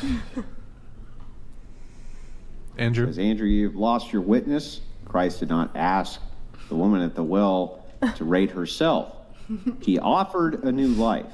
Your words drip of pride, berating these sisters in Christ. Who is this for man? God is so weak. Well, I'll tell you what I need. It's true. What I need is for people who aren't complete weaklings to actually engage with the degens. That's what I need. What I don't need is these weak-willed, right, weaklings to come on and try to represent us in probably the worst time that I've ever seen for degeneracy ever. Because they're concerned about all the same activities they themselves have done, concerned about hearing it again. Like we don't know that degenerates are going to be degenerates. So you know what? You can take that super chat and you can shove it up your ass because I'm right. And we all know I'm right. Andrew, I have never once heard you preach the gospel this entire podcast. You know, If you again, believe that that's why the would you preach? Why would you preach Is the he gospel Catholic? to people who have no understanding of what you're saying? They Because the only gospel is what understand secular saves. values. So what you do is you break down their secular values and then you give them a replacement. But you don't give the to people, replacement. you're going to preach to these fucking degenerates? They don't give a shit. They don't care. You can't reach them Awful that language. way. This is You not think, the you love think of you're Christ. better at this than me? I've been doing this for years. I'm Christ has highly skilled never at it. You know how called many people- DMs I get from different people saying, holy shit, thank you? I've never heard this before. Why your weak ass is about to run out of the room the last 15 of the home stretch? Weak. I just want to say he doesn't represent what we believe. being You're born damn again. right I don't represent. Doesn't represent- I represent I know something he that's does not actually represent powerful. Christ's You're energy. a fucking Okay. weakling. Get out of here. I'm kicking you off for Brian. Get the fuck out of here. But what is your religion? Like, what do you believe in? Jehovah's Witness. I'm an Orthodox Christian. I don't represent Orthodoxy. I represent my own worldview, and I make secular arguments so I can break down secularist ideology. What kind of Christian are you? I'm sorry? What kind of Christian are you? I'm a Protestant. I'm a Okay. Baptist. And you're unorthodox. Okay. He's They're an definitely Orthodox different. Christian. Yeah. Orthodox? Okay. All right, let's read some chats. Okay, we got Tendaha. Can somebody read this? Do you want to read this one? I can't see the computer. What is that? You want me to read it? Yeah, go ahead. Fuck. Okay. Doesn't relieve stress. It's isolation. 34-year-old man with no relationship. Is that supposed to say Experience. Oh, put it back on. Sorry. I don't know. Always going to fuck to relieve Porn. the stress of isolation. I found myself, sorry, in self-harm trap. Justify if you want. No, It's a lot to have unpack. someone else. Tendaha, thank you for the thing. I tried. Can we talk about like our worst Tinder experience? Or Hold something? on, I gotta But I think this is why a lot of these Hold men on. come to our OnlyFans for like Hold some on. sort of like stop. Pleasure. Stop. Destiny, I don't know if this is the Destiny, Stephen Bonnell. A dating podcast, what a joke. Brian's entire MO is find contradictions in the women's life and air out and clown on them with his vitriolic community. Andrew, why do you put logic aside for faith? Andrew, do you think this Funny, is... if it were the Destiny, then that would be his exact same MO as well as a debater would be to find contradictions in the worldview, like I do in his when I'm wrecking him in a debate. Also, on top of that, to the previous chat, can you read the end of it real quick, Brian? Andrew, why do you put logic aside for faith? Well, okay, so logic also requires faith. That's what's so funny. But this aside, everything requires faith. in what? Word. Are you in the room right now? In God? Like, what, Wait, faith in let's what? not. God? No. Religion? How do you know you're in the room right now speaking? It's a You just have faith that that's It's a true, or do Truman you Show. know it? Kidding. I don't know. I really don't. Yeah, that's If right. have You don't faith know. in You just have faith. something, I get it. I doubt it's the. I don't think it's the actual destiny. I believe you're all in my simulation right now, and I but- created all of you. But I mean, it is. Do you have faith that that's true? Sort of, yeah. I All was right. I was a Catholic. I went Hold to on, let me Catholic get school. through this. But you don't want to even go there with me. For the whole panel, but especially the OF ladies, episode. God loves you. He's just waiting for you to love him. Thank you. I love him. Thank I you. love Thank you. Fitch. Appreciate it. XOXO. Subscribe. I'll be busy tomorrow. Can you read this one? Who? Do not ask me again. Come Shout out on. from no. You know it's your turn. Shout out from that Alabama area to pro-choice people. What would it take you to change your mind on the issue? I've noticed biological facts that don't convince you. I'm an agonistic pro-lifer. Preparing. I can't see because of this thing. I think that's preparing myself to be underwhelmed. Thank you, Andrew, Aaron I love Chambers. Thank you, Aaron Chambers. Appreciate it. Oh, pro-lifers. Hang on. This is like you a heavy didn't read topic. The hashtag. I you didn't said read the hashtag hashtag of Andrew, I love Andrew, you. I love you. Andrew, You we didn't love read I the you. said hashtag. that, but I said This is a heavy topic. a little bit backwards. I said Andrew, I love you hashtag, but I meant to say hashtag I love you or whatever. Hashtag Andrew, Anyway, I no, love you. I Hashtag can Andrew. almost guarantee you, by the way, that was not the real Destiny. I don't think that he would ever send in That he some loves you? super chat asking. No, the one before asking about looking for contradictions in a person's worldview. That's kind of what his MO is. So, but that aside, to the pro-life question, what is your guys' view on pro-life, pro-choice? I think that's what he's getting at first. You want to start, right? The fuck, dude. What's your view? I mean, that's how it's always been. I think that like we should be allowed to abort if we have to. Like if we're in a situation where we cannot have that child, I think that we should be allowed to abort it. Okay, next. As a nurse who's actually held babies at 22 weeks, I feel like we're not educated on what a fetus looks like at certain weeks because me and my uneducated mindset back in the day maybe would think that that wasn't a life. So I believe that if you're going to have an abortion, you better have an abortion very early on. I don't agree. I'm not saying I agree with it, but I feel like people need to like educate themselves because I've actually seen what life looks like at certain ages because that's what I did for a living. And I feel like people don't understand or know it. So if you actually knew what your baby looked like at this many weeks, I feel like a lot of women in general would never have an abortion. So at this age in my life, I don't know if you would. You're I would pro-life, for essentially. sure have a fucking abortion. Are you kidding me? I'm pro-life up to a certain amount of weeks. Like if it was maybe like 4 to 6 weeks, okay, do that. But after that, I feel like people don't understand. What if you goes on. got like? I'm So not then gonna this say the brings word, up but and This begs is a an whole interesting topic. Like question. it's a lot. Yeah, it's a big topic. Don't go there with me. Wait, really quick, going around the table. Who here's on birth control? Starting with you. oh, You are. I'm not. Oh, I'm not. No, I was on it for 6 years, but I got off a few years ago. Never was on it. Never been on it. Nope. These microphones. I'm are on it. fucked. Congrats. I guess. it Or not. expired What does last that mean? month. Or not. IUD. There's actually a lot of bad things about it. Shouldn't But be taking anyways. it. Yep. True. You I get don't cancer later in life. There's a lot just of don't studies give a on it. Okay, I'm trying to think what we had to. I think we saw something on one of your profiles. It says that I think it's on your OF. It says you have a natural your natural body what? My body's natural. So I only had a breast lift, and like I had really big boobs, and I had them reduced and lifted, and my body's natural. The rest of it. No BBL? No. No any lipo? Anything on Never. the belly? Lip No. filler? I've had my lips. Say what you believe or how your relationship with God affects your view here, but just you might get some pushback is all I'm gonna say. That's fine. I welcome that. Like I like the conversation, but I'll tell you guys this to start off. Like in 2021, May 5th, 5 of 2021, guy came to me and he told me, young little, do whatever you want to do. I'm gonna bless you and I'm gonna keep blessing you no matter what anybody says. I'm gonna keep blessing you, young little. Like, get it. Like, this world is evolving.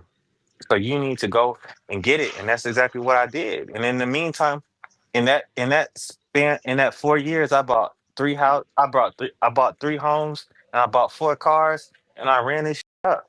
Like it's different from people who have a traditional mindset to people who see where the world is going.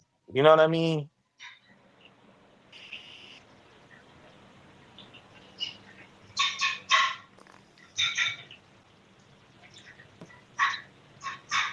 Yeah.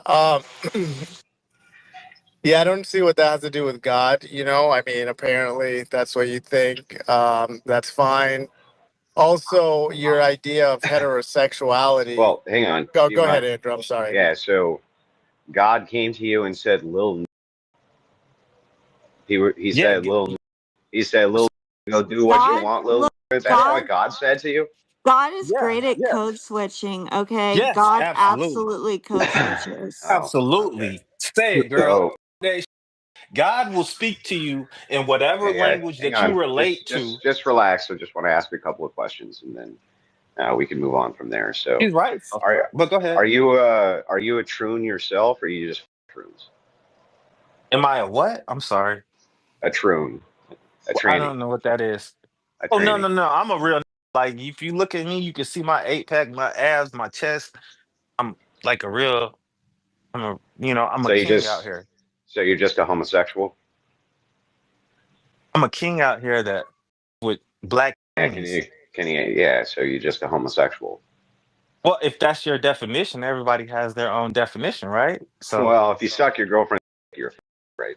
But I don't though. There's not. Okay, he says he doesn't, but I don't buy it. I don't understand. He keeps talking about it. So what do you do with exactly? Pat him on the head? What are you doing with him? Yeah, I do pat them on the head sometimes when they do a good job. A good job doing what? Everything. Getting that money, coming home to daddy, laying between my legs, everything. I pat them on the head. Are you having sexual relationships with troons? With troons? Your definition of troons, yes. I've never heard that term. Got it. So then you're a fan. I mean, if that's what you want to call me as, but our most no, that's not just what I'm calling you as. If you fuck a dude and you're a dude, you're a fan.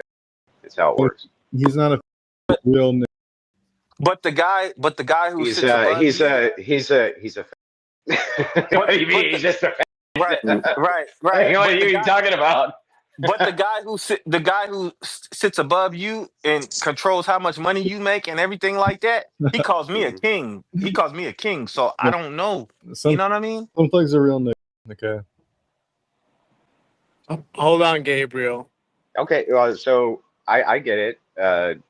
Some entity came to you and told you that you'll react and to keep sucking dick. I get it. And then after that, he bought me the guy who sits above me. He bought me multiple properties. He bought me multiple cars. He blessed my life with people. So you think it just came by itself? I don't believe. Got lucky? No, you think I hit the lotto? No, I just don't believe any of it. I just don't believe it. That's fine. My life is not for you to believe; it's for me to live. That's true. And it is. If you weren't, I just don't believe you.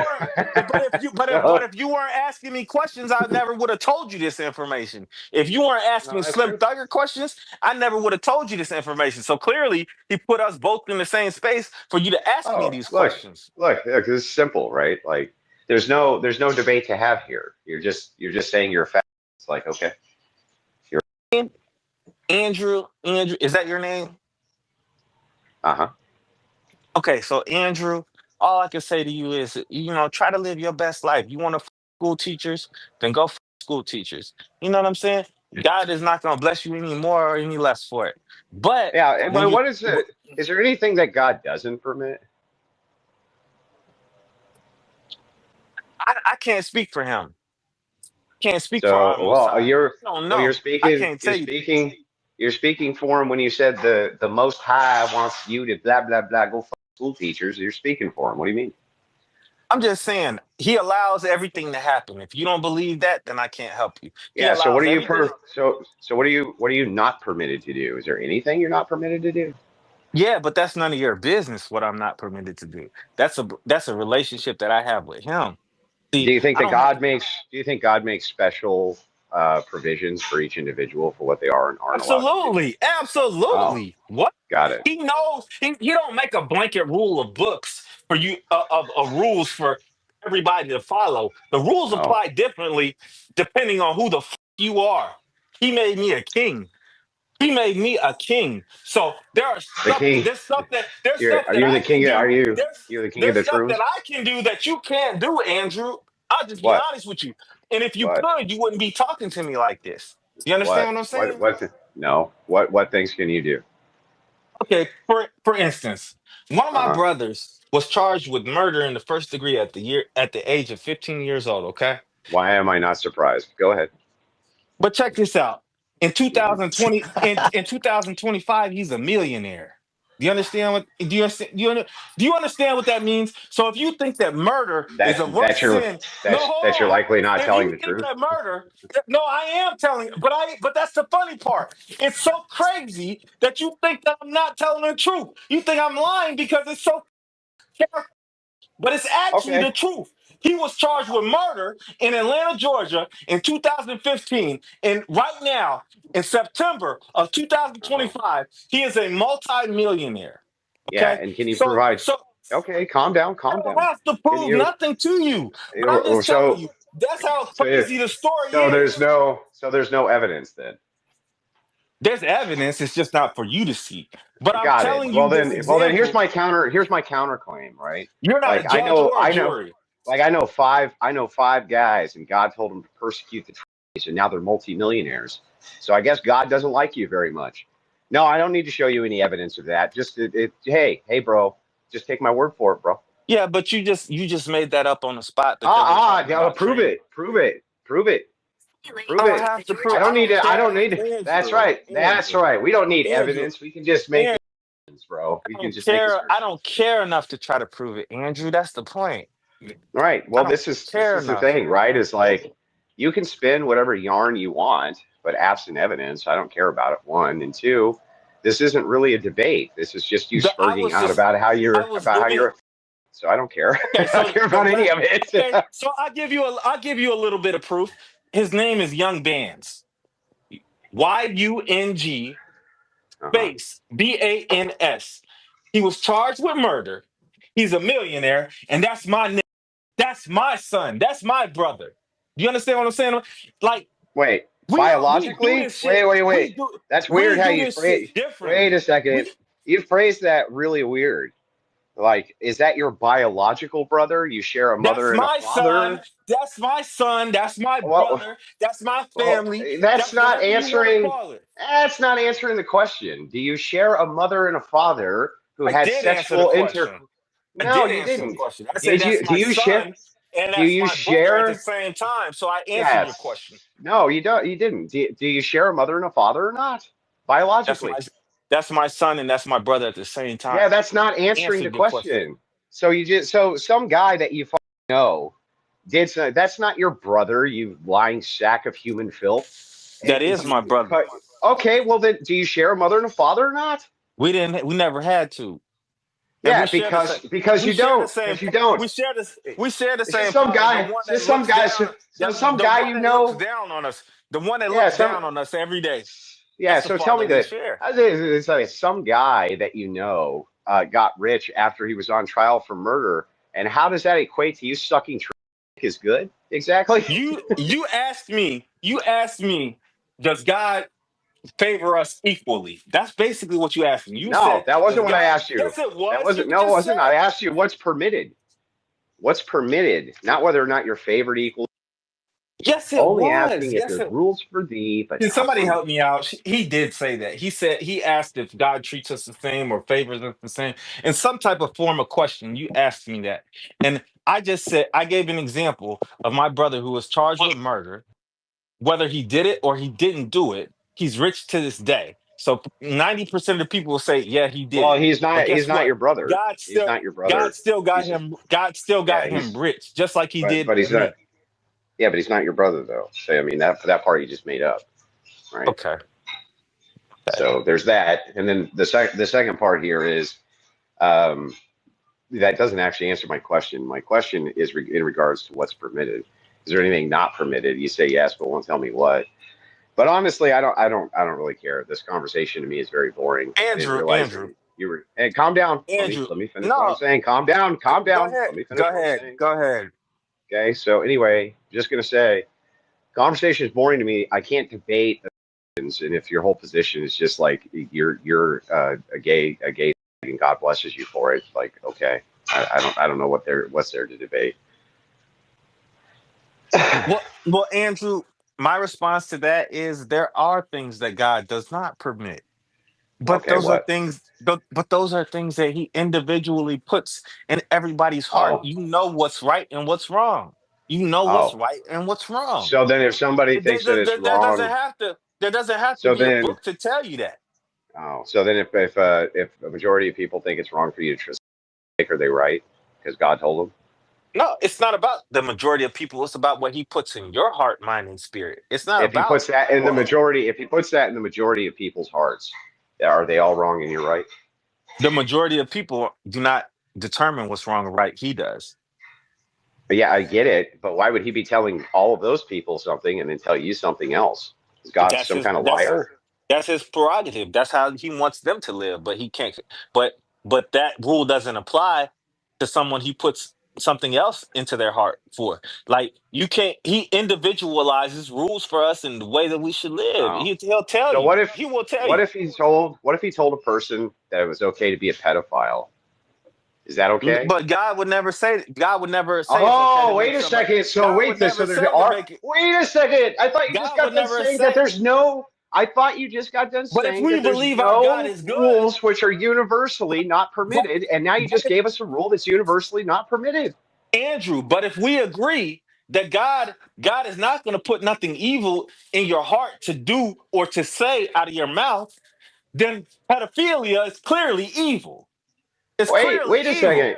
Wait a second. I thought a second ago there was no universals which God would give you for what's not permitted, and now there are. That's really weird. You just contradicted yourself. It doesn't take a dummy to figure out what's evil. It doesn't take but me, a black is not evil. Oh, that's okay. Well, I think, but I think it is evil. Well, you think why it am is I because wrong? you're Yeah, dumb. why am I wrong? You're why am I dumb. wrong? That's why you think Tell me it why is. I'm wrong. You're dumb's not an argument. Tell me why I'm wrong. Because guess what? That black is 18 years old. That so black what? is 21 years old. That black is 25 years old. Yeah, that doesn't tell me. That doesn't tell me what makes it moral. That's just another. Why is it actually wrong for me to think that it's evil? That you can't calm down, so I can ask the question. Just calm down, so I can ask the question, right? If you say this thing over here isn't evil, you have to justify why it's not. If I say it is evil, I have to justify why it is. You agree that that's true, right? Great. So let's start with your claim. You say what you're doing is not evil. That's not evil. I ask why. You say, well, because they're 18. Okay, so if two twin brothers decided to have sex with each other, they're both over 18. Is that evil? Let me tell you something. You can't answer my question. Answer my question. If two 18-year-old brothers decide to have sex with each other, is that evil or not? Yes or no? I don't feel that it's evil, but is that exactly. It's not. So that's not evil. Is that a choice that I would make? I wouldn't make that choice. I wouldn't make that choice. So it's not evil.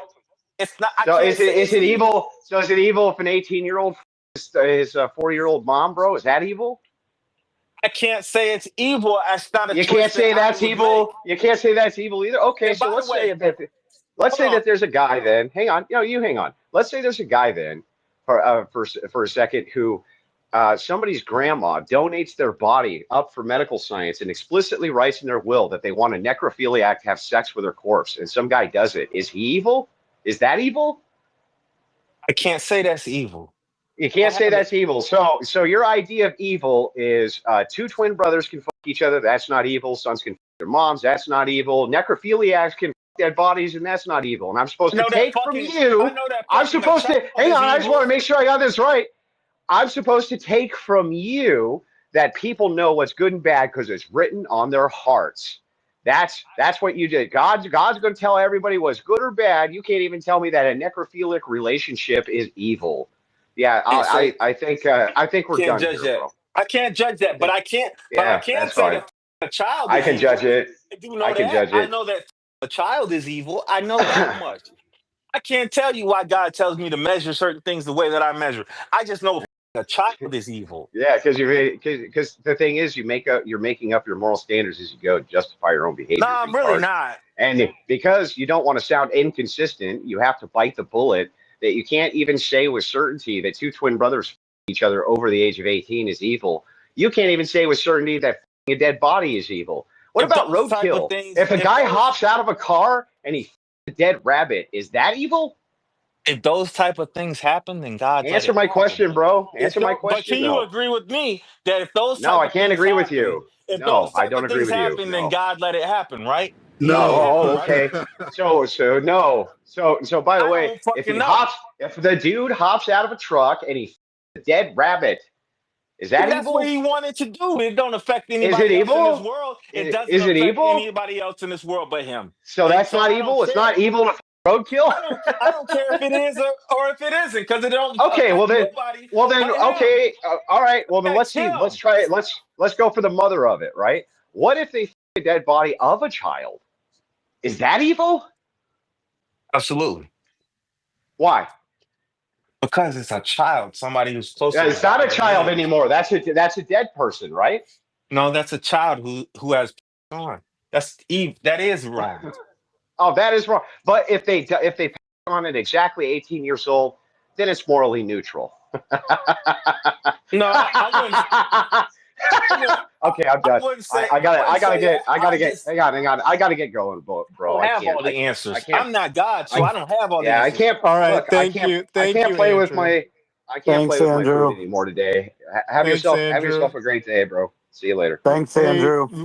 Rachel, if you want to stay for this intervention, I don't know if you can grab a mic. Uncle but Tom, there's no we've been trying to intervention. talk. We've been trying to talk to this guy, and it's fine. Like, we don't condone what he does, but I mean, he's saying the problem we have is like, just say you're gay, and he won't say he's gay. But the problem And- I have is that you're equating me, black trannies, with dead animals and rodents on the side of the road.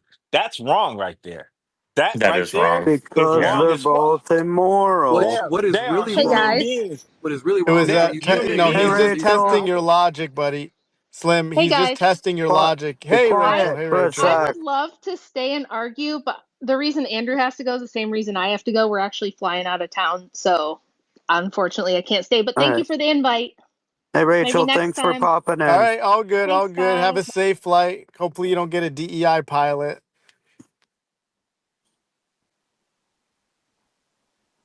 now. Good. Do the good. Whatever makes you feel good.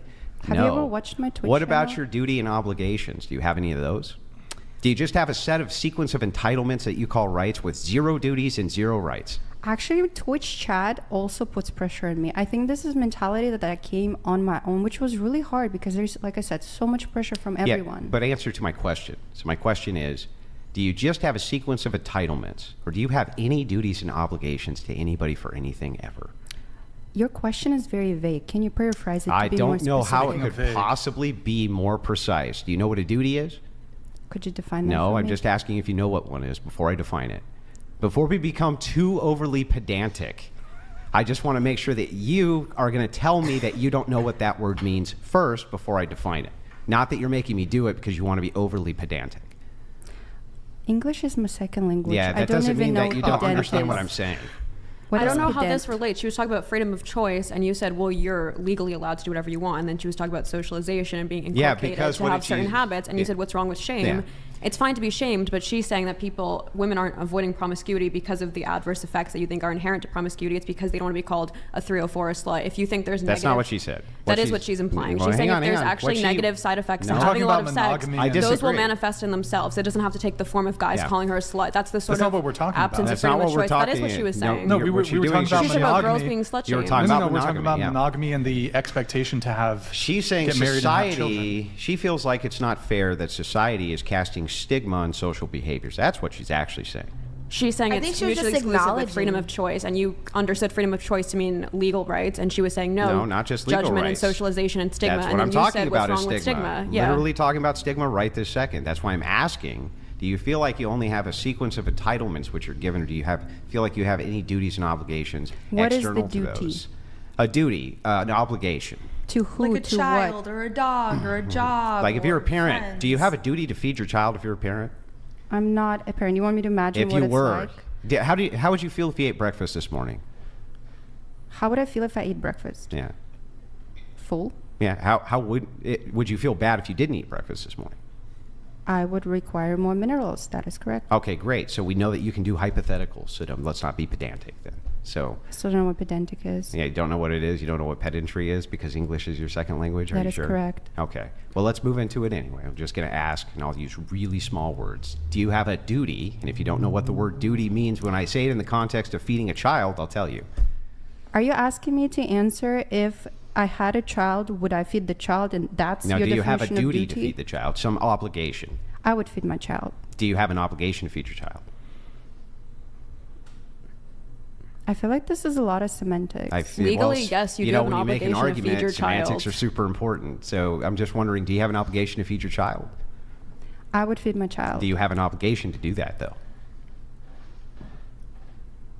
Yes, What legally does you he have want an from me? obligation. I don't understand. Yeah, Legally- you yeah. don't understand No. that when I ask you one question Mm. and then you answer to a question I didn't ask you, that you You're don't understand really why I keep confusing repeating me, the question. Andrew. If I say, would you feed your child? And you say, yes, I'd feed my child, then that's an answer to that question. If I ask you if you have an obligation to feed your child and you say, I would feed my child, that's not answering if you think you have an obligation to do so. I will feed my child, Okay. and that is the last So thing you're I'm just going to not say. gonna answer No, but the do you have But do you have a, you would a feed your duty? child because you do you have feel an obligation? obligated. Like because you have to, basically. It's you have If to my feed child your is kid. hungry, I will feed him. Yes. No, but do you have an obligation to feed your child? Like, let's put it this way.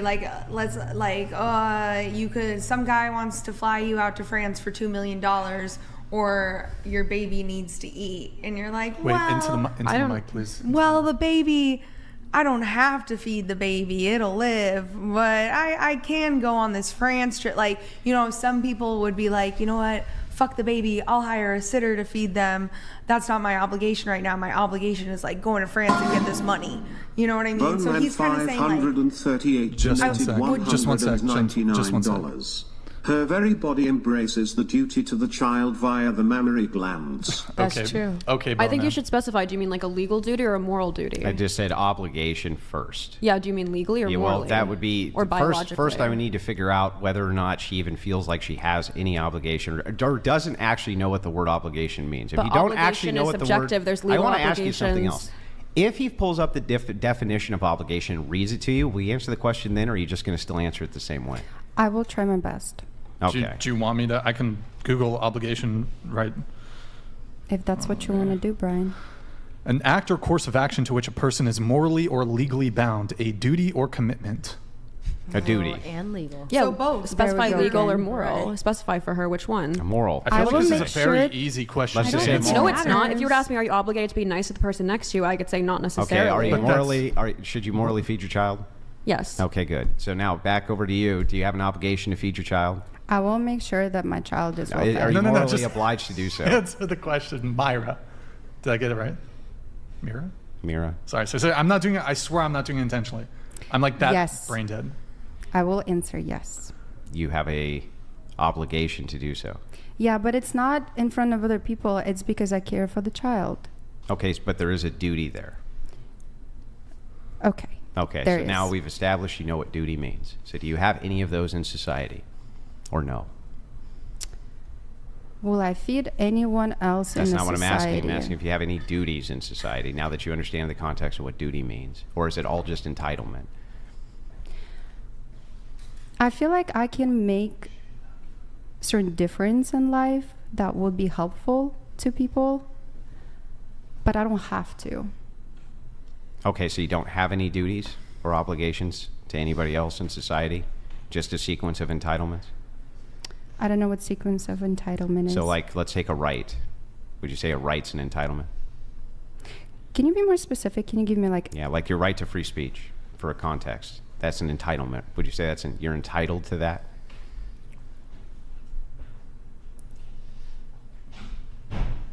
No. No, you're not entitled to it. I don't think anyone entitled to anything. Nobody's entitled to anything. Yes. Except your baby to get food. Yeah, but even there, like, it's all very subjective. Like, I would take care of the baby and feed the baby because I care for the baby. Mm-hmm. But would you give a stigma towards people who didn't? No. Why? Because it's none of my business. So if people weren't feeding their children and they were starving because they weren't feeding them, you wouldn't want a societal stigma against that. I'm not there to judge. There are other people that can do that. So do you think the world then is going to be a better place or a worse place because you refuse to judge and allow us to societal stigma towards people who won't feed their children? This reminds me of my childhood. I need to ask, do you all feel the same way?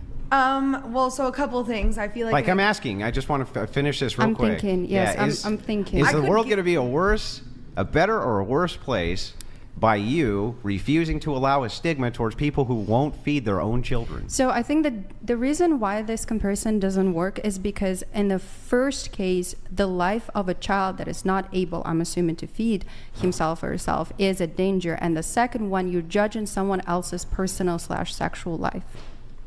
I don't understand. Why wouldn't that work? We're talking about a stigma towards a behavior that we don't like to see the benefits in society due to the stigma. Because like I said, the first one, someone's life depends on it. Mm-hmm. Somebody that technically is not capable of feeding themselves. And the second case, it's... What are you talking about? I have like a great example I'd love to ask her that maybe it could put it more specifically, like as an example and not so much as a statement.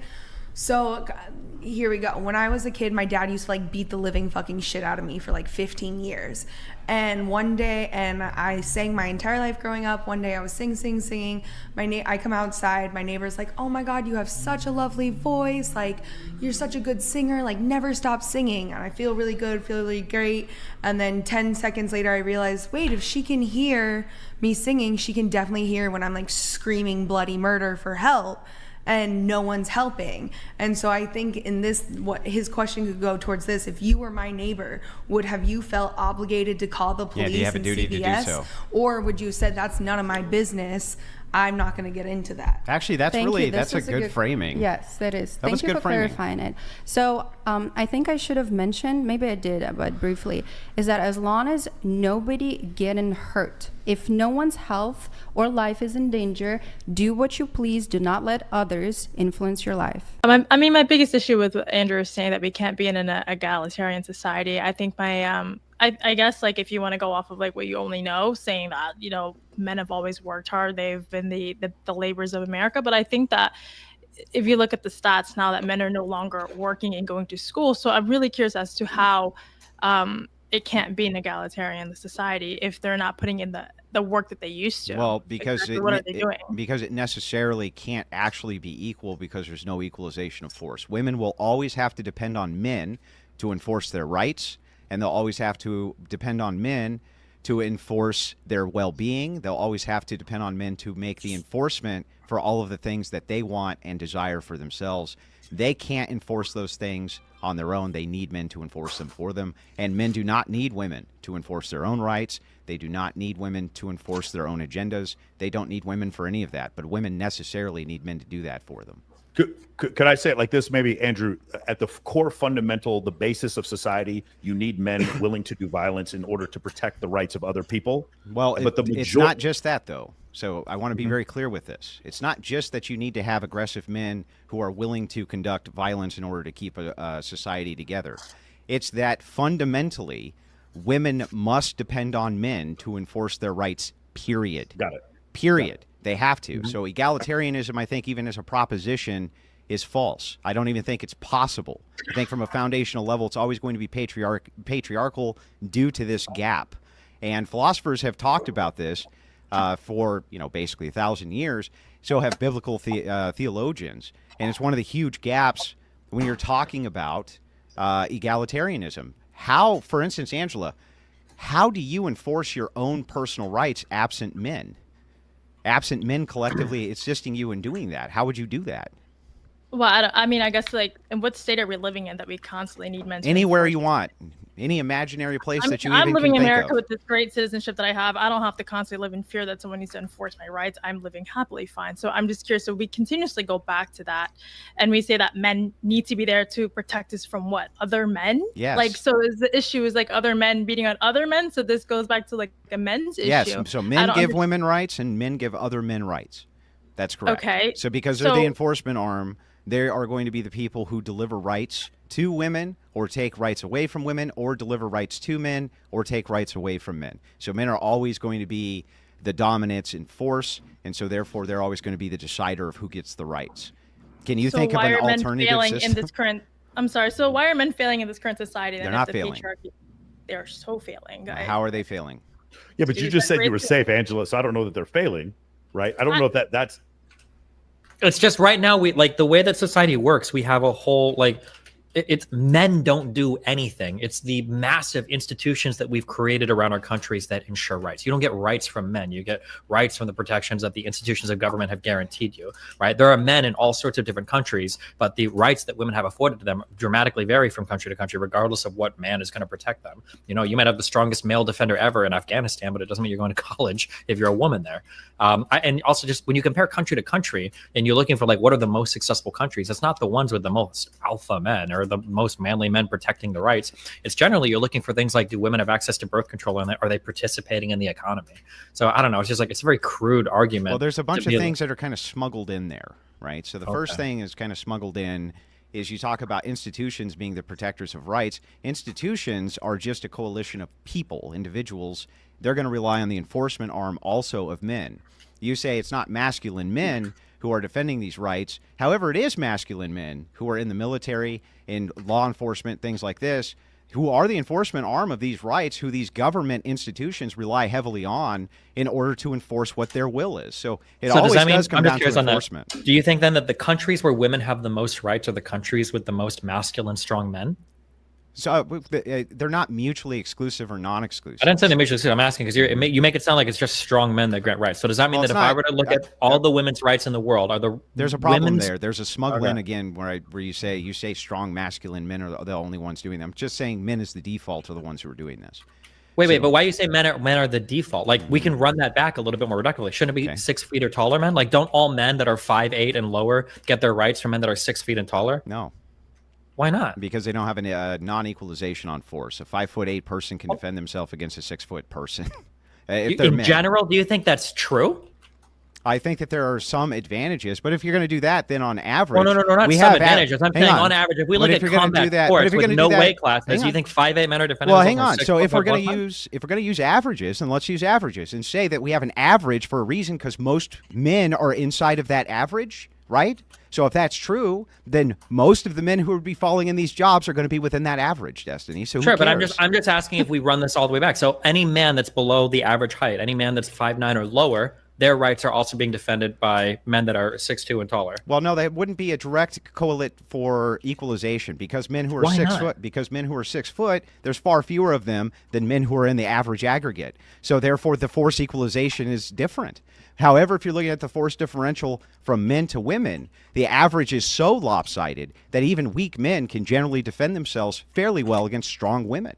If you want to do force equalization there, then shouldn't we be looking at people that prefer a heavily patriarchal society versus people that prefer a more egalitarian one? And the force equalization for women on the egalitarian one would be probably that most men would side with that over the ones that want the heavily patriarchal one? Yeah, but that would go with my point, which is that men are the ones who are the rights givers. But men aren't just the rights givers there, because a coalition of 5'9" and shorter men with women are probably going to defend rights more than a coalition of 6 foot plus alpha men. But the distinction there is that you said it yourself, it would be a coalition of men and women, but it'll never be women. So it'll always And have it'll to never be be men. 5'8" and lower men, I don't think. No, right? it will always be. The default will always go to men. Men can always enforce their rights Okay, so collectively. you just and want to women arbitrarily cannot. cut it off at just men, but not go into any of the delineations. I just went within into groups of every men, or the- delineation with you. Which one would you like to go into?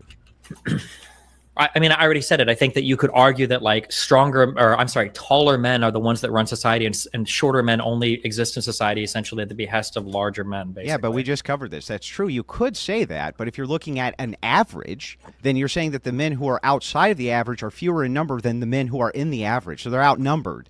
So I don't know what your point is.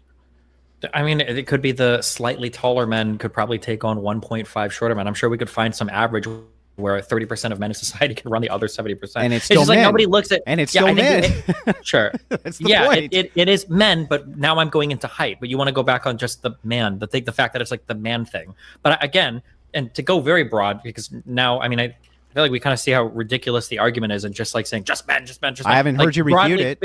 Broadly speaking, right, it's hard to refute because it's almost unfalsifiable because you're talking about half the population of the planet, right? Like, how am I supposed to refute that men are important in voting rights? There are no countries. There are no countries. There are no countries that exist without men. But when I try to think of like, well, what's the refutation of this? Here would be an interesting thing. Do the countries with the strongest men have the most rights? Not really, no. In fact, just the opposite. I remember hearing so many jokes about how because Russia is so masculine and manly that all the trans Ukrainian soldiers were going to be getting murdered by the brave Russian soldiers. And here we've got drone operators, tossing grenades on Russian troops blowing themselves, right? So it doesn't seem to be the case that like just strong men are a good predictor of rights. So hang on, wait a second. Go for it. So men can take your rights away in those other countries too? No, not just men. Those countries can take your rights away. You need a whole using institution. the enforcement arm of who? Which sex do you think's the enforcement arm? Countries are powered by men and women. When the Soviet Union beat is the enforcement Nazi arm? Germany, when the Soviet, it's not just about the enforcement arm. Who's giving them the arms to enforce? Usually other men. Who manufactures the guns? Who The men. manufactures? Do you Okay, think that so there's when- female gun makers all over the world or what? Yeah, bro? who do you think was working production in World War II when all of our men were going overseas? They weren't designing the guns. They were literally on an assembly line putting a fucking screw in a fucking piece of metal. They weren't designing weapons. What world do That's you live great. in? And at the end of the day, both jobs matter. You could be the best engineer in the world. If you don't have somebody building your shit, it doesn't fucking matter. Yeah, that's right? nice. Women can be a labor force if men allow them to. That's Sure. fantastic. And what I'm saying, you can say if men allow them to, however you want to say it or whatever, but the reality is at the end of the day, it's not just men, right? You need both halves of society working together to actually fucking accomplish anything. So there is no society or country that's like, you're smuggling Okay, in smuggling, just yeah. men again. You're smuggling in Okay. just men. What I'm saying to you specifically is that men are the enforcement arm, and nobody's building shit if men say no. That's what I'm saying. Women aren't going to be able to go to men and say, no, you know what? We're going to do it anyway if men don't want them to, Destiny. That's the distinction. Well, I disagree with what you're saying because I understand what you're saying. It sounds great on paper, but if we again look at the stats right now, the suicide rates are up. Men are dying. Men aren't going to school. They've dropped out of school during COVID. Yeah, but hold on, Angela. The point of the 7.2 patriarchy go wasn't ahead. to just do the point of the what do you say in the patriarchy? It wasn't that all men do better. Because I've heard this argument before. Yes, men are going to commit suicide more because there's men at the bottom of society that are not benefiting from this patriarchy. Right? Does that make sense? So I've heard the argument before, but like the idea that men are suffering isn't really the reason why the patriarchy isn't working. It's like the point he's trying to make is Andrew's guys, tell me if I'm wrong here. Andrew's trying to say that the foundation of society, there are men who have to enforce and to take certain jobs that have to do with military, law enforcement, etc. And what Destiny is saying is that while that is a part of society and probably a more important part of society in the past, today it's a less important society because we have technology, because we have, someone who's a computer programmer, doesn't matter if they're a man or a woman, people can be successful entrepreneurs and be men or women. And I totally understand both parts of those. But my issue, the initial thing that I was saying before was that because men generally are more aggressive, they're going to fill more parts of more parts of that society, being entrepreneurs, being CEOs of companies, being in the U.S. military, being bodyguards, and stuff like that. So, I think Go that. ahead, Angela. Sorry. No, sorry. Yeah, so I mean, I hear everything you guys are saying, but this all sounds like it's just like labor force jobs. But meanwhile, like the society is thriving off of multiple things that doesn't require you to just be like a fucking barbarian. So I don't understand why we continue to go back to the state of mind. Because both things are important. Because both things are a point, but it's completely just highlighted in the fact that it's only men. But if you really look at it, women are thriving in it. Women are working more. 7.2 million men aren't working. So what are those men doing that they're contributing to the patriarchy that's so important that men can't enforce those guys who aren't working, who aren't doing shit? So I'm confused. Wait a second. as to Women how. are only able to work in modernity the way that they are because men maintain Because the of entirety of the infrastructure inside of every single nation on the planet. Women do not maintain infrastructure. Their top jobs are teaching, serving, things like this. They don't work in infrastructure. They don't work in paving the roads. They don't work with the air conditioners. They don't work with the electricity. They don't work with any of these things. At a very low scale, do they work in any of these industries? The scales are so lopsided that you almost can just take the women out because they're so irrelevant to most of these industries. So the thing is I got to ask you, like, you say women are doing all these great things. It's like they're all enabled by the patriarchal system, which literally has men competing with men, which we're supposed to be doing, and we love to do that, for, you know, status, for all of these different things. But the entirety of the world that you live in currently, that women are thriving in, all of it is maintained by men, and very little of it is maintained by women. Do you think that in a society without men, women couldn't do these things? Like you're picking Yes. the most, not to Yes. sound mean, but Yes, like I you're think they picking like the couldn't. bottom. Yes. These are the bottom men of society. These are the, not to be mean, but these are the bottom of the of all men. Electricians are the bottom of society. That's interesting. Shout out to the U.S. Army. I'm sorry. Electricians are building the roads. I said the infrastructure, and yes, they are building the Electricians infrastructure. are building the most, and also yes, electricians are trade jobs would go underneath college jobs. If you want to compare them to other Why would they go educated people. underneath? What Fort Malligan award? Why would they go Wait, hold on. underneath? Well, they're underneath because they require less training and they pay less. They don't require less training. They, by definition, do No, require by less training. then show me the definition where college degree means less training than a trade degree. Because typically trades are something that you can train into in a shorter period of time than a more specialized college degree level No, job. in fact, to go from a journeyman to a master takes many, many, many years of training, Destiny. A college, you're comparing a master. We're not talking about a 4-year degree grad holder as being a master. Who do you think makes more money, a master software engineer or a master electrician or carpenter? Well, it depends on what the electrician is doing. If they're a master electrician, for instance, and they're working inside of a nuclear silo, I think that they're probably making a lot of fucking money. Okay, if they're a master software engineer, their name is Mark Zuckerberg. Yeah, he's going I to mean, we make can a lot play of that money, game but if you that's an want. exception to the. Now, yeah, but Zuckerberg, does he have I a know college it's an degree? exception. Didn't he So drop out of college? You're saying on exception, you think people in the trades make more money than people with college degrees? If they're men, yeah, often they do. Yes, that's correct. It's Often catching they up. do. It's I'm def- asking for. I'm it's asking def- on it's definitely average. catching up. It's definitely I don't catching up because what's happened is the labor force is not really there's a lot of men out there that are not working, and we had Waller on our show, Justin Waller, and he talks about like when he has union people that come on to work on some of his building sites, his construction sites, those guys, he would take those over a master's degree 100 times out of 100. From a mandatory place. I mean, I see your point. I don't. What about the truth? No, I think the truth is great. I think, Okay. yeah, no, Wait, absolutely. but- Everyone should know the truth, but I think it's going to be terrible for the children if the truth Oh, is so revealed. you're in favor- That's what are I'm you in saying. favor of with the way a paternity lot of women testing? are moving nowadays, they're like a lot of children aren't going to be Oh, having I dads see. anymore. So it would be bad for women, but you don't object to paternity testing. No, not at all. Okay. I'm for it. So you also. acknowledge. Okay, I see. Are you in favor of that, Andrew? It sounds like. Oh yeah, yeah. I think that the rates of paternity, which are lied about, is wildly understated,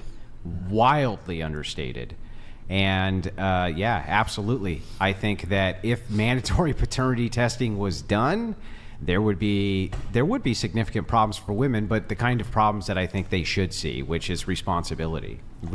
Forever inside of human society, men did not have this. Right. We'd never had the luxury of being we had to always take the word of the woman as to paternity. We don't have to do that now, and we absolutely shouldn't do it now. And even if it's not mandatory, everybody should get one no matter what, always.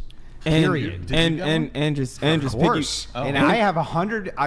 I have what I would consider 100% faith and trust in my wife. Mhm. But I told her. Well, I also- told her these words exactly.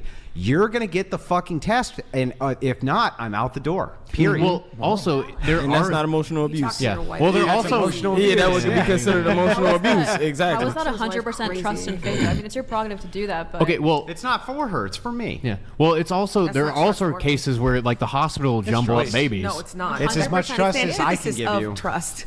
It's as much trust as I can give. Yes, a because you can't confirm that. There's no make way for a someone man to guarantee confirm that. something, that's not trust. Well, where's the trust back the other way? Just being like, okay, yeah, no problem. Wait, Andrew. If it was ever I mean, any yeah, resistance, that's how that works. That's how yeah, trust works. Yeah. What is the like? What's the pitch to like? How would you say that? Because I feel like if I were to say that to a girl, I could see her like my wife or when I'm having kids. What could she? Get the what? fucking paternity What test. possible argument could a woman have towards asking you to get a paternity test other than it makes her feel bad? If she's unfaithful. Or like you don't trust. Other than it makes her feel bad, what could the argument possibly be? Give me a single argument other it would than only be if because she it was makes me feel bad. I want to hear it. But why there's would not you full want to trust in make the her feel relationship. bad? So that's I feel bad. If you're worried that she'd be cheating on you, why would you even want to? So that's I feel bad. Not It's really. I feel bad. It's saying clearly we don't have a strong foundation. Sorry. That's I feel bad. No, it's not. It's saying we don't have a strong foundation. Why would that matter if it didn't make one of them feel bad? Because she could say like, if we don't have a strong foundation of trust and faith. Because she makes her No, feel she bad. could feel neutral about it and still be like, oh, Oh, okay, so he if doesn't she- trust so me. wait a second, And she maybe feels he's gonna neutral? be, maybe he's gonna be constantly If she anxious feels this whole neutral about it, relationship. if she feels neutral about it, That's why I have to talk if she fast, feels yeah. neutral about it, You who gotta let her cares? finish her point. Say your point. If Go they ahead, feel, Farah. if Go she ahead, feels Farah. neutral about it, then who cares? I'm ahead, saying Farah. if you don't have trust in a relationship, typically that will lead to a bad relationship, regardless if the parties in the relationship feel bad about it or not. That was my only point. Yeah, but that's the only argument is feel bad. No, it's not. I literally said it doesn't matter if they feel bad or Because not. She one can of object them- and say clearly we don't have a strong foundation. 38 donated $200. Love your hair, Maddie. GL with your marriage. Brian, love the Andrew Marathon. Shout out Crucible. Yo, go Taking sub this Farah as Crucible. my wife. KTHX. Okay, thanks. Yo, Bone Man, thank you, man. Appreciate it. Welcome.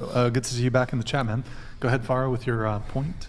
I completed it. Yeah, so Oh, she completed so it. the only reason that the trust variable is there is because it would make one feel bad over the other. That's it. I don't know So if the that's only true. argument you would make for the trust is you don't trust me, and that what, Farah? You don't trust me, and that makes me. But it doesn't have to make you feel bad. to be Then why would it honest. matter? Why would it It's matter? the basis of a relationship. It's a foundation Because relationship. if it's not, and why is it a Okay, foundation? what about this? It's how based on Maybe how you people don't care feel. or not. You're completely apathetic to whether your wife cheats on you, but maybe you still don't want her to do that, even if you have no emotional reaction to it, because you think that creates an unstable foundation for a relationship. Then even if you're completely apathetic and maybe you're a cuck and you get Then off why to would you it. care about the paternity test? How would that be an argument if it's just a neutral? You were saying, what is an objection to your Yeah, but your how boyfriend would that asking be you an for a objective? paternity test? Yeah, And I'm how- saying you could say, we're missing an important tenet of our relationship, an important pillar that isn't contingent on me feeling good or bad about it. That was my only point. Then if you don't feel good or bad about it, why would it be an important pillar? Same way I told you, maybe if your wife's cheating on you, but you don't necessarily care, wouldn't you agree that that could have adverse effects on the relationship, regardless So about those- how you feel well, about so it personally? Those would be like the adverse effects that you would be talking about, are like her getting pregnant, No, not necessarily. her getting Even giving if, you a even VD, If, even if she was infertile. her giving you VD, What is that? venereal disease.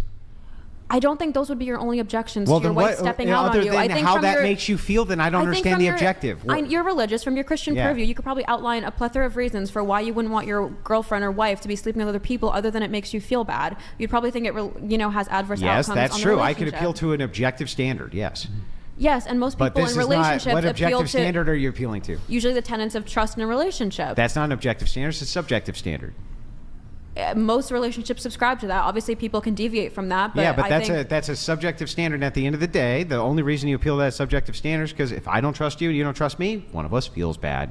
I just told you there's many instances where you might not feel There's bad, not but a you still might have single a one of standard. those that doesn't really boil down to it made the other person feel bad. And so in No. your opinion, feel bad. He just disagrees. No, you even created a hypothetical neutral. So you said hypothetically, what if neutrally it didn't make you feel bad for your wife to go out and do this thing? Then what would be her objection? Okay, what if I found out my husband cheated on me and I genuinely have zero emotional reaction to it, Mm-hmm. but I still want to dump him? Did I dump him because it makes me feel bad, or because I feel like we don't have a strong foundation, what would- because there's dishonesty and there's a lack of trust? Why would I don't understand.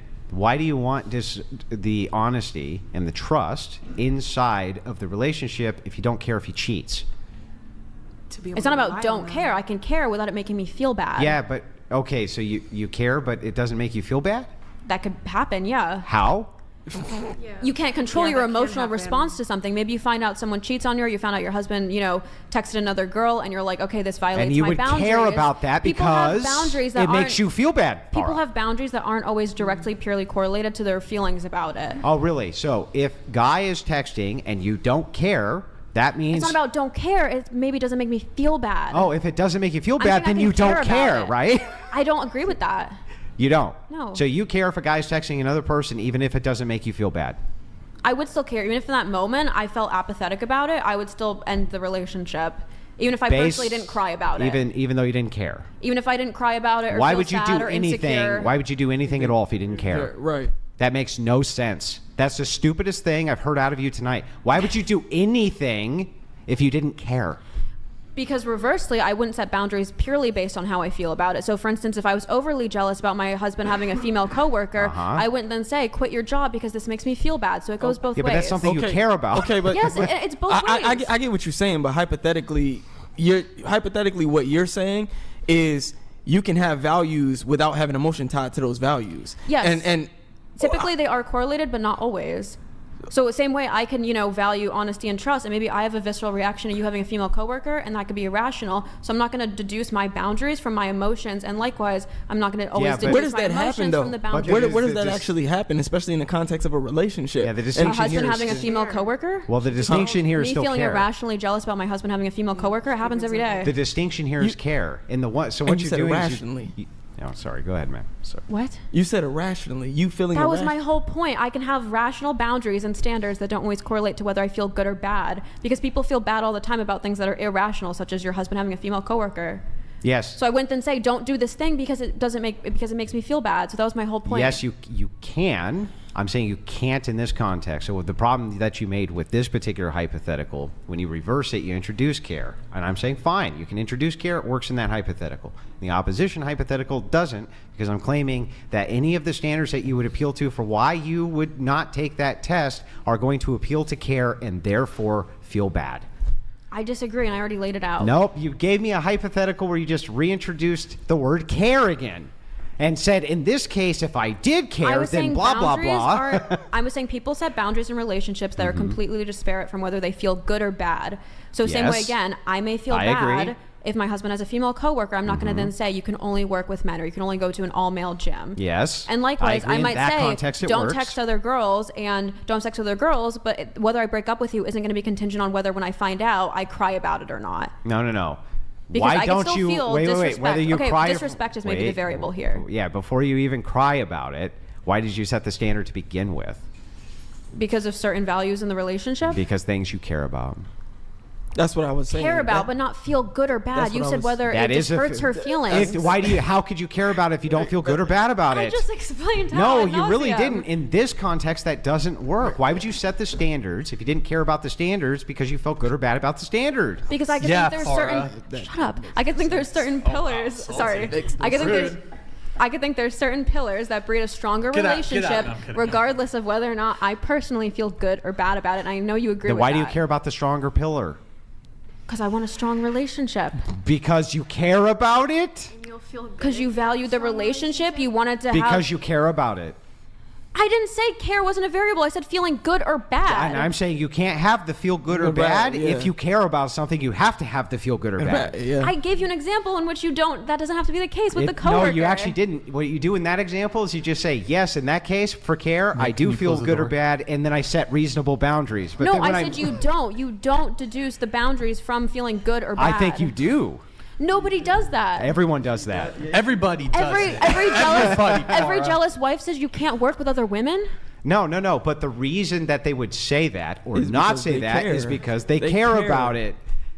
And so, therefore, the fact that they care about it is why they set the boundary for good, or it makes me feel good, or it makes me feel bad because I care about it. Yeah, the emotion is No, going to be because I'm saying they still feel bad about it, but they still let their husband work with other women because they realize that's not going to have Yes, but that doesn't mean adverse they don't outcomes on feel the bad about relationship. it. The reason that they could still feel bad about it and allow it, but they still feel bad. I know you see my point. And I'm saying that from your perspective, in this particular case, why shouldn't a man or why shouldn't a woman take the paternity test if a man asks her to, other than, I feel bad that you asked me to do that? And I told you why. Her feelings are regardless of the fact that maybe she wants to have a Irregardless? strong pillar of having trust and faith in the relationship. Same way, maybe I don't personally feel good or bad if my boyfriend says, share your location with me. But maybe I'll say, like, okay, but if you don't trust me, then this probably isn't going to be like a sustained relationship for a long period of time. And okay, the word trust there, doing a lot of heavy lifting for your point. So I feel like you wouldn't trust. Hang on, let me finish. I just let you no, talk. I just want to say I'm not even disputing the fact or like the of requesting a paternity test. You were just asking what are some other objections. Yeah, but I think it's your prerogative to ask. But even in that, you're using the word trust there. It's doing a lot of heavy lifting for your argument. Am I to assume that you care about trust then? Mm-hmm. Yes, I never said care is not a variable. I said feeling good or bad. Stop. Why would you care about the trust? Why would you care about the trust? Because having a strong sense of trust in a relationship leads to a healthier relationship, regardless of whether I feel good or bad. So even though I may feel bad about the fact that my husband has a female coworker, if I have a strong sense of trust, that takes precedence over my feelings of good or bad. Yeah, okay. Forget the absent analogy. Inside of your relationship, without qualifiers, right? Without going, just like just answer this single question. What's so funny, Brian? Just answer this single. No, Brian, tell me what's so funny. No, Is that what I sound like to Farah. you? Answer this single. Just answer this single question. Trust inside of this hypothetical. Okay, inside of your own hypothetical. The paternity one or the the paternity one, which is doing all the heavy lifting here. The word trust there implies you care. We agree, right? That you care about trust. Yeah. Yes. And do you care about the trust because if you can't trust the other person, right, it would elicit a negative feeling in you? No. Okay. Wow. And there's nothing I can do. Nothing he can do. There's nothing. What do you mean, wow? Do you have a rebuttal? It doesn't make sense. It literally does. System or a bunch of people trying to stay in power as much as it is the way that humans actually interact with each other because we're distinct, ontologically different creatures. Would you say that it's maybe like a better description? Because there were matriarchies. It was just like patriarchies consistently outcompeted. There really weren't ever matriarchies. There were matriarchs, but they really, all of their force conditions for the monopoly on force were still upheld by men. So this isn't totally true. What we actually see when you go back to like Paleolithic eras of like Homo sapiens is that patriarchy was just more effective at like coordinating war efforts. Like they just killed everyone else. In Paleolithic societies especially, what you mostly see are chiefs, and you see men who are high-level men. You don't see matriarchs. So you did. The problem is that you didn't. You did. You didn't. Where? Okay. Name a culture. I actually don't know the names of any Paleolithic culture specifically. But you do know that there was matriarchs in them. We can absolutely. So like if you go, so there's a really good book I'd recommend. It's called Sapiens. It's by Yuval Harari, and it tracks basically the evolution of like Homo sapiens psychology specifically, because we need to understand that, like, for example, a secular argument for Abrahamic religions is that it's been, bar none, the most evolutionarily successful at setting up the best societies ever, which is why it's the most dominant thing. It's not this like crazy evil thing. The same thing with patriarchies. It's reasonable to presume, especially when you get into like these lost tribes and we do see matriarchies, not as often, but often enough, that there were lots of matriarchies, but the reality is that the patriarchy was fundamentally a more competitive organizational system. Let's grant for a second that even that's true. That there was matriarchies within Paleolithic societies. Okay, I'll grant it for the sake of argument. In recorded history, of which there's about 6,000-7,000 years, there could be some things pre that, but we had like the Library of Alexandria burned down, so we don't know. We lost a lot. Okay, so we don't really know how far back it goes. Since this is true, and we only can go back about 7,000 years, if you look at that record, there's not really any matriarchies anywhere. I agree. I would say like it seems to be the case that like when tribes were just forming to space where they were like family competitors against one another, that seems to be where matriarchy dominantly lies. Yeah, so then I if just the want to be clear that like conditions of matriarchies society- aren't inherently biological. Like patriarchy isn't inherently Yeah. biological. It's But just more competitive. It's If just more since the successful. conditions have existed for societies, actual societies, the way that we understand them, which is not tribal throw spirit things anymore, it hasn't been for thousands of years. We've Right. had the coalition of societies. We have not seen that formula. What we've seen instead is a strong patriarchate everywhere in the world, basically at all times. Sure, but basically the patriarchy always. is a lot less masculine than we like to act like it is in many ways. Like this is actually one of my biggest frustrations with feminists when they talk about patriarchy, is that the most successful patriarchies were patriarchies that could socially organize large groups of people, and they did so through the inventions of state and the inventions of things like religion. These are fundamental to coordinating people beyond 250 Yeah, but I don't bodies. understand how that's not masculine. Because social coordination and social cohesion and like making social groups work is almost always attributed to being a feminine No, trait. it's not. In Of course it literature- isn't. In liture, it No, always it's is. not. Listen, who's organizing the home? Who's organizing the corporations? community? Who's in charge? is men. Who's in government? Yeah. All of these are all orders for social organization. Exactly, because men are allowed to be feminine, and feminine and masculine traits are both necessary Wait. for It's not. flourishing societies. You're saying that you're only assigning it as being feminine, even though when we're looking at the historic record, it doesn't seem like it's feminine at all. It seems like it's a very much a masculine trait to be able to do mass organization, especially of other men. A thing of Do you which think you almost organizing never is see feminine women or do. masculine?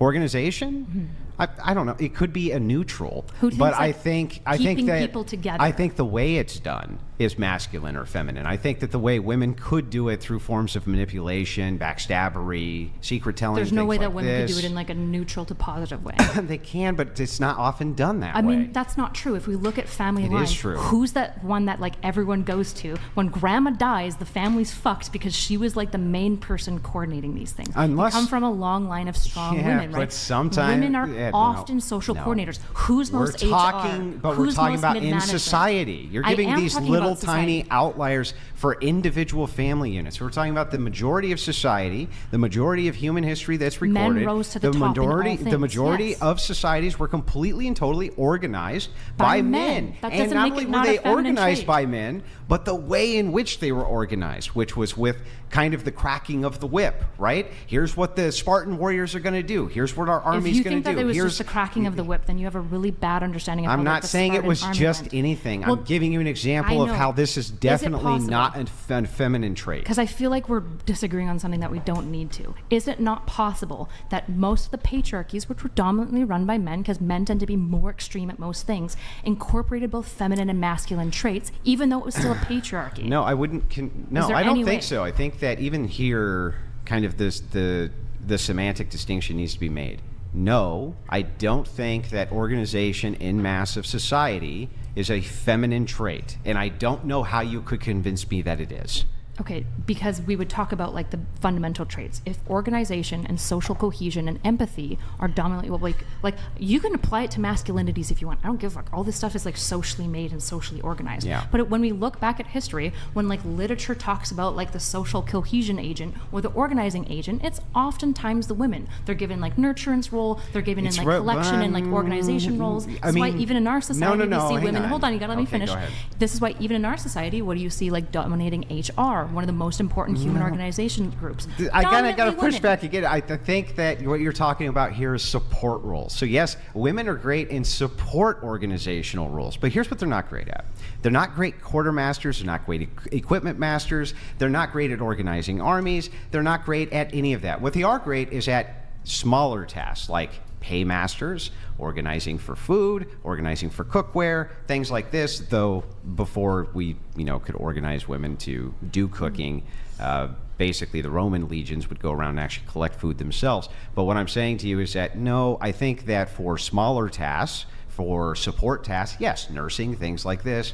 But I think that when it comes to the overarching society and how it's organized, yeah, I would say that it's definitely masculine. Same thing, churches organized societies in a big way. You cited that yourself. Sure. Those What were do you think basically my always position run is? by men everywhere. Sure. What do you think my position is? Well, I think that you're trying to say that organization is a feminine trait. Okay. Do you know the rest of my take with that, or is that the main part? Well, I mean, this is what we're arguing over. Sort of. We're arguing about masculinities and femininities. That's what we're talking about. But you're saying that mass organization is more of a female or a feminine trait. No, I didn't say mass organization. I said organizing people based on social structures is dominantly more feminine. It seems to be a more feminine trait not because women do it more often. It's exclusively. Do you know what the word arete means? I'm sorry if I'm being super nerdy, and it's okay if you don't. It's like a really obscure word.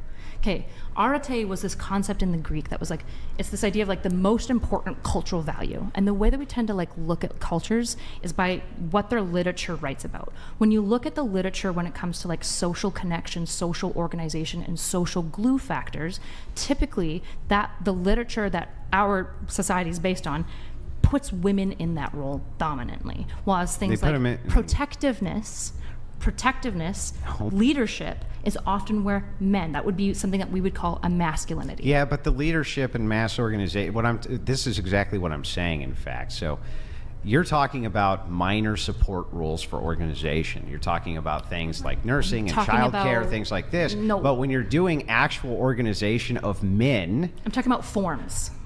Which forms? I'm talking about like platonic forms. Yeah, but why would you say platonic forms and then look at modern civilization? That's what you just cited. Okay, sorry, I think I lost you there. When I'm saying I'm looking at platonic forms, you're saying like, yeah, but women do this role. And I'm saying that's not what I'm talking about. I'm talking about the emergent themes that societies ascribe to masculinity versus femininity. And I'm telling you that those themes in line with masculinity definitely have to do with the roles of massive armies and the organization of those massive armies, the organizations of churches, the organizations of building of infrastructure, the organizations of all of these things. This is not masculinities. These are not forms. These are things that men are doing in the patriarchy. When we're talking about masculinity, we're talking about character traits typically. We're talking about things like protectiveness, leadership, aggression. Assertiveness is typically associated with masculinity, whereas with femininity, it's typically empathy, right? Nurturance. These are things that are attached to each of these concepts. You can pop these with like, this is how I attribute these things. Fine.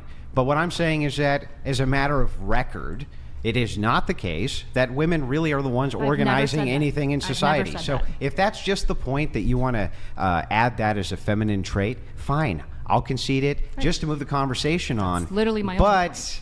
But when it's mapped onto reality, that is not what we see. Men are always in the leadership, and they always tend to be more extreme. So when we go back to the point then, and we're talking about when the men feels bad and the woman feels bad, and how women and men both, interact with how men and women feel bad, you can see why there'd be a distinction for how women judge men and how men judge men. Oh, for sure. And why that would be necessary that men do show a bit less emotion, probably a lot less emotion. That also, one thing I found here in this podcast, every single episode I've watched, this question usually gets asked. Do you want a more dominant man or a less dominant man?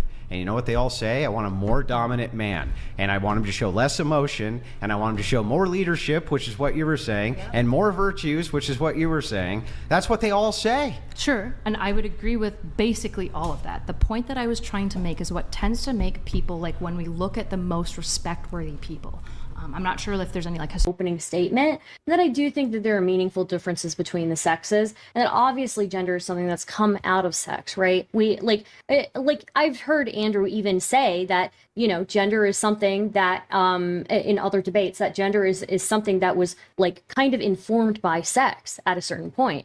But as somebody who's kept up with modern society, and I still maintain the importance of etiquette and also understand the repercussions of not affirming somebody's identity, I tend to prefer to affirm people's identity. So you think that we should lie to be polite, is what you're saying? I mean, look, I don't. Here's an example, okay? I personally don't believe in a God, right? I'm not going to go up to you and say, hey, guess what? Your God isn't real. Fuck your God, all of that, right? Maybe other people do that shit, but that's not me. So yeah, there is a well, so if people there's who a do reason. Just 1 second. People do that. Oh, sorry. Go ahead. I was going to ask. Yeah, if people do that, if people do come after the Christian God, are they Christophobes? Is it Christophobia? I mean, I think they're disrespectful, 100%. That's not my question. Is it Yeah, so- Christophobia? I mean, If you can they- say it. Sure, why not? Fuck it. Yeah, why not? So I would say that if somebody is saying like all Christians are this type of person and that we need to do this or whatever, and that their God isn't real and they're useless in society, things like that. Like I would probably say, yeah, you know what, they are. You're totally loading it. The question specifically is just this, okay? Yeah. If somebody does not affirm that Christianity is true, are they Christophobic? No. No. I don't think then so. Why isn't the true same for the transgender identity? Because I specifically told you that you don't have to agree with transgender ideology. Like you can choose to not believe in that. That has nothing to do with the argument. I don't think that not believing in it is transphobic. That I has think nothing to do with the argument. If you make the statement that it's not Christophobia, it's not a phobia of Christianity, to say to them that to not affirm their identity is true. You just said that would not be Christophobia. How could it then be transphobia to refuse to affirm the identity? Does it cause you material harm that other people don't believe in your religion? Yes, but not only that, Really? it's actually 1-to-1. It would be causing the same type of harm. What would be the distinction? So it doesn't devalue you as an individual. I think it does. It's all about how I feel. That's ridiculous. Nina. What do you mean? It's how I feel. Sure. It's not about what's real, right? Okay, well, it's how it's perceived. Okay, so specifically, I did also say that saying a trans man is not male is not transphobic, in my opinion. So, like, with Then that's the end of the debate. Isn't that the premise of the debate? No, the difference is I specifically said saying trans men aren't men is probably transphobic. Right, Saying that's the trans premise men of the debate. aren't male is probably not. No trans person is going to say that, or most trans people are not going to try and argue with you that they've changed their sex successfully. They know they haven't, I right? don't understand. Let me be very specific. Mm-hmm. Are you claiming that if I do not affirm the identity, meaning lie, to a person you call a trans person, no. tell them. You said Let me finish. Why is Let me it a finish lie? the question, Nina, and then you we'll- can respond. We'll Nina. give you a minute to Okay. respond on the other side. Specifically, is it transphobic for me not to affirm a trans person's identity, or isn't it? 1 minute on the clock. Why do you keep? Okay, well, this isn't going to be necessarily a response to your question, but I just don't like your You're going to premise that, ask a question to identity answer is the a question. lie. Great. Perfect, Nina. It's No it's need to the answer the premise of the question. debate. Well, but So, it's the, right. Well, If no, it's you- not about a lie. It's just about like why are you thinking that like it's like. Let I mean, me to try use one your more own time with the example- question. No, to The use question your own is it you can identify transphobic as for a me to not Christian, affirm like, the identity 1 second, of let a him ask the trans question. person, or isn't it? Oh my god. Is it transphobic to not affirm the identity of a trans person, or isn't it? Okay. Yes. Yeah. Yeah, I think so. Yeah. Okay, I do. why is that not true Yes. for the affirmation of the identity of a Christian, or the affirmation of an identity of somebody who claims that they're black when they're actually white, or Yeah, any I was number just going to actually of ask you. different? I You was would to gonna some say, extent- wait, if hold on, I hold on, tell- hold on. You if would I someone tell have to- you guys, sure. Okay, go ahead. If I tell you guys, you know what? I've done a lot of searching. I've been to a lot of therapy. I've done a lot of psychotherapy, and I believe that I'm black. Would you guys feel that it's harmful not to affirm that if I believe that's my identity? I would say that, if you grew up around black culture, if you feel like you identify with black culture, like I don't know that I would call you black, but I would say, you know what, you seem to be really ingrained in black culture, right? You wouldn't like affirm her identity, Stardust? No, I don't believe in trans. I can't. Well, racism. but what kind of racist wouldn't affirm her identity, Stardust? Yeah. What I kind mean, of look, phobia? I'm not going around saying that you guys aren't Christians, right? Like, I'm not But saying if that you you guys did, you aren't. said it's not a you phobia. don't.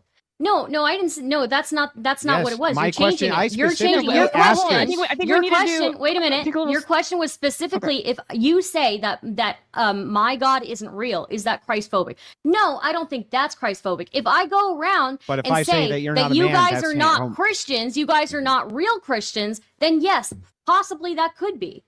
Why would that be Christphobic, but the alternative would not be? Well, what is the because criteria? you're What is claiming the that you junction are. breaker? What you're claiming is you're claiming that your identity as a Christian. I am Mhm. denying your identity as a Christian. Yeah. Hmm. Just Yeah, through my that's what it would perception. be. Just through my perception, you're denying it. It doesn't have to Yes. map onto reality. It only has to map through the perception. So is it we've Christophobia clarified. through or it's, not? I would say it's anti-Christian. Yeah, it's probably anti-Christian to say that, hey, you know what, you say you're Christian, but I don't believe you. So Right. then is it anti-white to say that race doesn't exist? No, not really. We have things that are social constructs all the time, right? So- but we like money doesn't really exist. We It made does. it. It does. There are pieces of paper which reflect reality. That's the Yeah, but non-social we construction. still made that up. We Hang still on, made stop, that up. stop. The argument of what is the social construction portion of money and what is the physical portion of money, okay, that needs to be clarified. There is a physical portion of these things which does map onto objective reality. Then there's a social Mhm. construction aspect to it as well, like a school. That is still a building. The social construction aspect would be the school, right?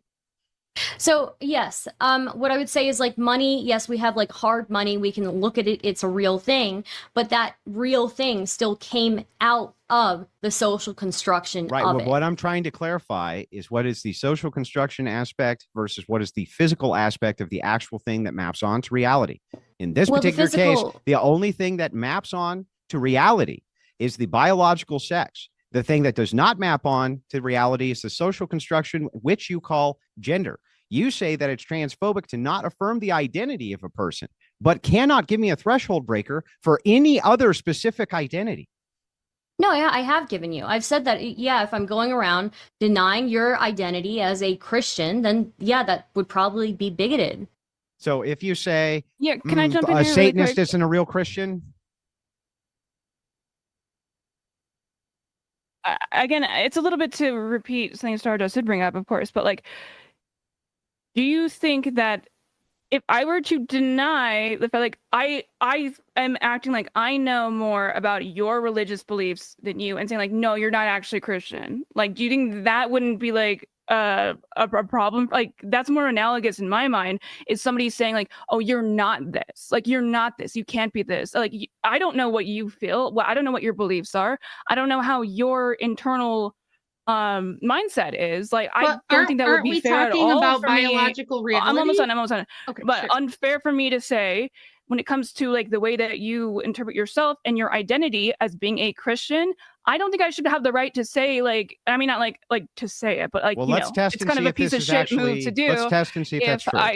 A piece of shit move if I were to tell you, oh no, you're not Christian. Let's find out. Let's find out, You're not Nina. Christian. Let's find out if that's actually true, Nina. Okay, so here What's we'll up? just test this with a quick hypothetical. Let us assume that there was a woman who pretended her entire life to be black, but she wasn't actually black, right? And let's say that she had like some prominent Democrat position of some What is kind. she, like classic in, like, blackface or what? This fictitious woman who never existed, right? And then let's assume that it was found out that she was not actually African American in any way, shape, or Okay. form, and that she was just LARPing as being one. But she said that she had the lived experience of one, and so therefore should be considered a black person, regardless of the fact that she wasn't. And the entirety in mass of black people came out and said, no, you're not black. Are they all being racist by not accepting her identity, Nina? Well, you asked a few different things there. Are you trying to seem more like it's like, okay, I asked so one I thing. don't know that person's position. I'm not going to assume that. Like, that just is not Okay. really something that I feel like he's is that talking important. about Rachel Dolezal, who pretended to be black so she could get a position at the head of the NCAA. Okay, I cool. think, People do right? dumb shit. You know, like, and she got appointed to all these black activist groups and organizations, and it turned out that she had been putting cornrows in and spray tanning herself and pretending to be of African American descent when she never was. She's like white as I am, right? And so she was fired from those jobs. She was completely ousted by the black community. Does that make the black community racist against her? Does it mean they are being phobic against her if they say, no, you cannot adopt our identity and claim it when that's not your biological reality? well, it seems that that person was just doing that for some sort of like tangible benefit. That doesn't answer Oh, the wait question. a minute. Wait a minute. Though, Well, I don't okay, remember the so story what that about well. It's what an old about thing. a trans man? So this the whole premise of the debate is it transphobic to say a trans man is not a real man? What if a trans man is pretending? How do you know that that person isn't pretending to be a man? Because let's say they believe in the patriarchy and that the patriarchy gives men unfair advantages like you think it does. Why should that? How do we know that woman isn't pretending to be a man so that she can get the benefits that our society gives to men? That's what I'm saying. Your example of Rachel Dolezal is seemingly like it's already been proven that they were using that for the. It never really reason. was proven. It was assumed. But the contention from the Black community was just like, we don't care what your. They said you're not black. We don't care what your motivations are. You cannot say you are biologically a Black person, just like not. A woman cannot say she's a man. Answer the question. No, don't interject. Let her answer. They were biologically Black. Like, what does that even mean? We're asking the question again. I'm going to make it as simple as I possibly can for you. Yeah, but you can't be. Was it racist for the Black community to say you're not Black? Was that racist of them? Was it racist for them to just say that you're not Black? I mean, were they causing her harm by refusing to affirm her chosen identity? You have no idea. I don't know enough about this story that you're referring to. Okay, in a fictitious story, I didn't even bring up Rachel Dolezal, but fictitiously, if it maps on the same exact way in this hypothetical, okay, and they all say every Black person in the United States, every single one of them says, no, you're not Black. Are they being racist for not affirming her identity, Nina? I don't believe in transracialism, like whatsoever. Not asking you. I'm asking Nina to please answer my question. Yeah, that's Nina. not really like I think we're a little bit too far off base. Answer my question, Nina. Stop running. Why would I answer this question? I don't think it applies. You can't answer the question. You're asking me to ask a metaphor of every single fucking Black person would agree with, like, calling. Yes, her I know hypotheticals are designed to test logic. They're really hard. What you're trying to imply that every single Black person has the exact same opinion? Yes, well, Nina, what did you have for breakfast this morning? I don't think that it's racist. How would you feel this morning if you never had breakfast, Nina? How would you feel? Self-made choice. I didn't go to my dad and be like, should I do this? And he just gave me like all this advice to do it. I came to them, told them, because I wanted to be honest with my parents. They have that reason, they have that decision to make with their kid if they do something like this. You know what I mean? Like, whether they want to be in your life or not. I think it's bad parenting if you don't want to be in your kid's life, no matter what they do. I'm not saying if they like delete someone, that's a great, I don't know. I feel like the line is just too broad here. So let me ask you this. How can you make the judgment and the value-added judgment on what's bad parenting? I have children. Do you have any? No. Okay. And then on top of it, from your parents' perspective, you turned out to go off and do OnlyFans and like show your butthole online for money. How's that great parenting? How could you come to me and say what a great parent should do is this? You're the perfect example of everything that nobody should listen to for great parenting. Is Christ a terrible parent because like so many of his sons and daughters commit sin? You said Jesus is your example for parenting. Who did Jesus dine with? This is a hilarious Who did he dine argument. with? Of course he died for everybody. No, who did he dine with? Like eat. Dine. I'm sorry. Yes. Go ahead. Who did he dine with? In which context? Like his apostles Matthew, or when? In the Gospels. Who did he dine he would dine with everybody. He dined with sinners. He would dine with Who saints. did he call godless fools and rejected outright? Okay, just stop. Who? Just get to your point. You should know this. Well, it's fine if you don't know this. Should I?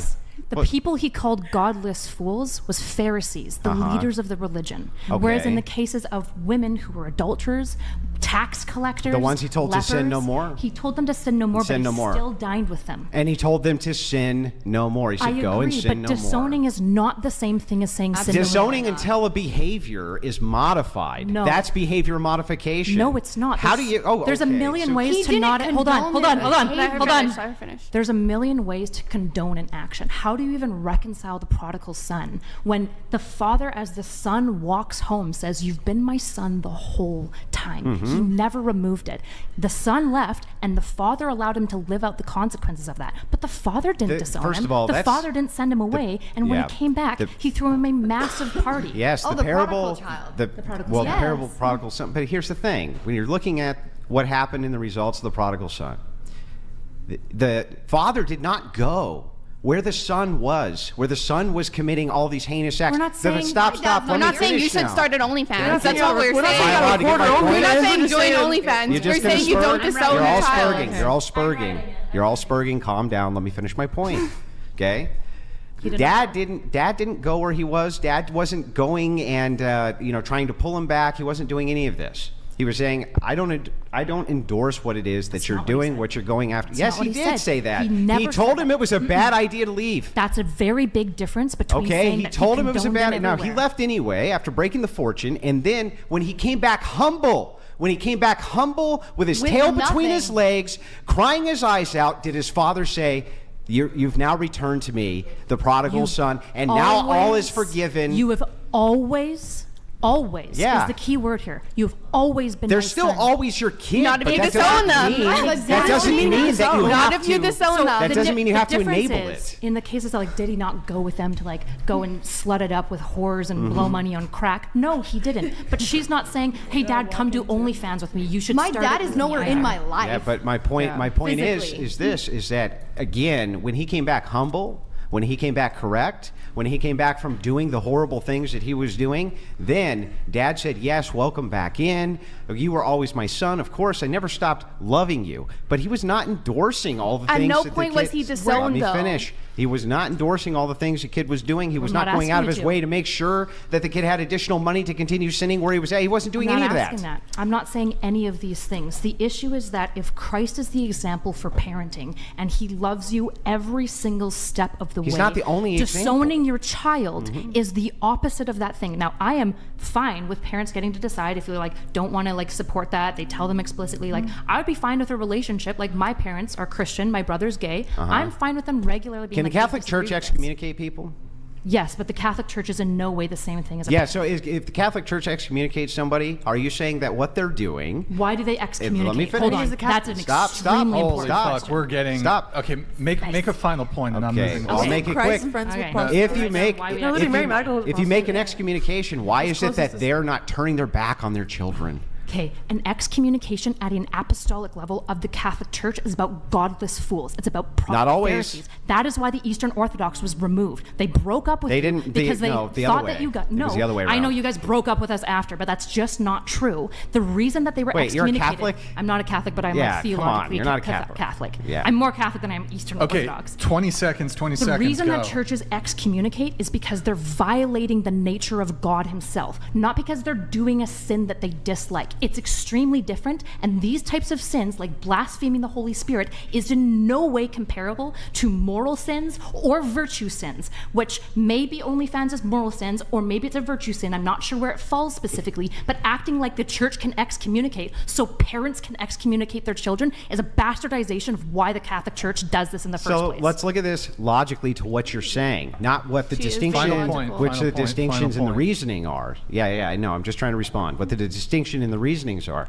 Let's look at this from a holistic. You claimed, listen, because Jesus Christ said thing X, it's not proper for you to then say, nope, I'll walk away from this. But it is proper for the Catholic Church to do the same thing under the same circumstances. And your only claim to this is to say that they rejected Christ. So the same thing happens exactly sin is here. not rejecting Christ. Oh, it You can know be that. rejecting Christ. Yes, blaspheming the Holy Spirit. But here's the is. thing. What the Pharisees did was bad enough. These are disanalogous, and you're being dishonest. No, that's not. They're not disanalogous. This is your logic. No, this is the logic of You guys all of the can- theology. No, it's just your logic. Okay. Here, wait, interlude. Can we see an Ahigal, I guess? Just I love the interlude. let's do a little reset. Why don't you do one? You want to try it with me? I'll pass. try it with me? No, Wait, just- you're gonna ask the women to do it, but you're too Can cowardly she to do it teach you yourself? how to do it? That Go. seems a little weird. Go ahead. Do you want to do it? Oh my God. Lord have mercy. Yummy. We must be focused, brothers. We must. Let's see. Going to you said you were an OnlyFans model full-time for the last 4 years, but you also have a BA in philosophy and religion, and you wrote your philosophy dissertation on feminism. Yes.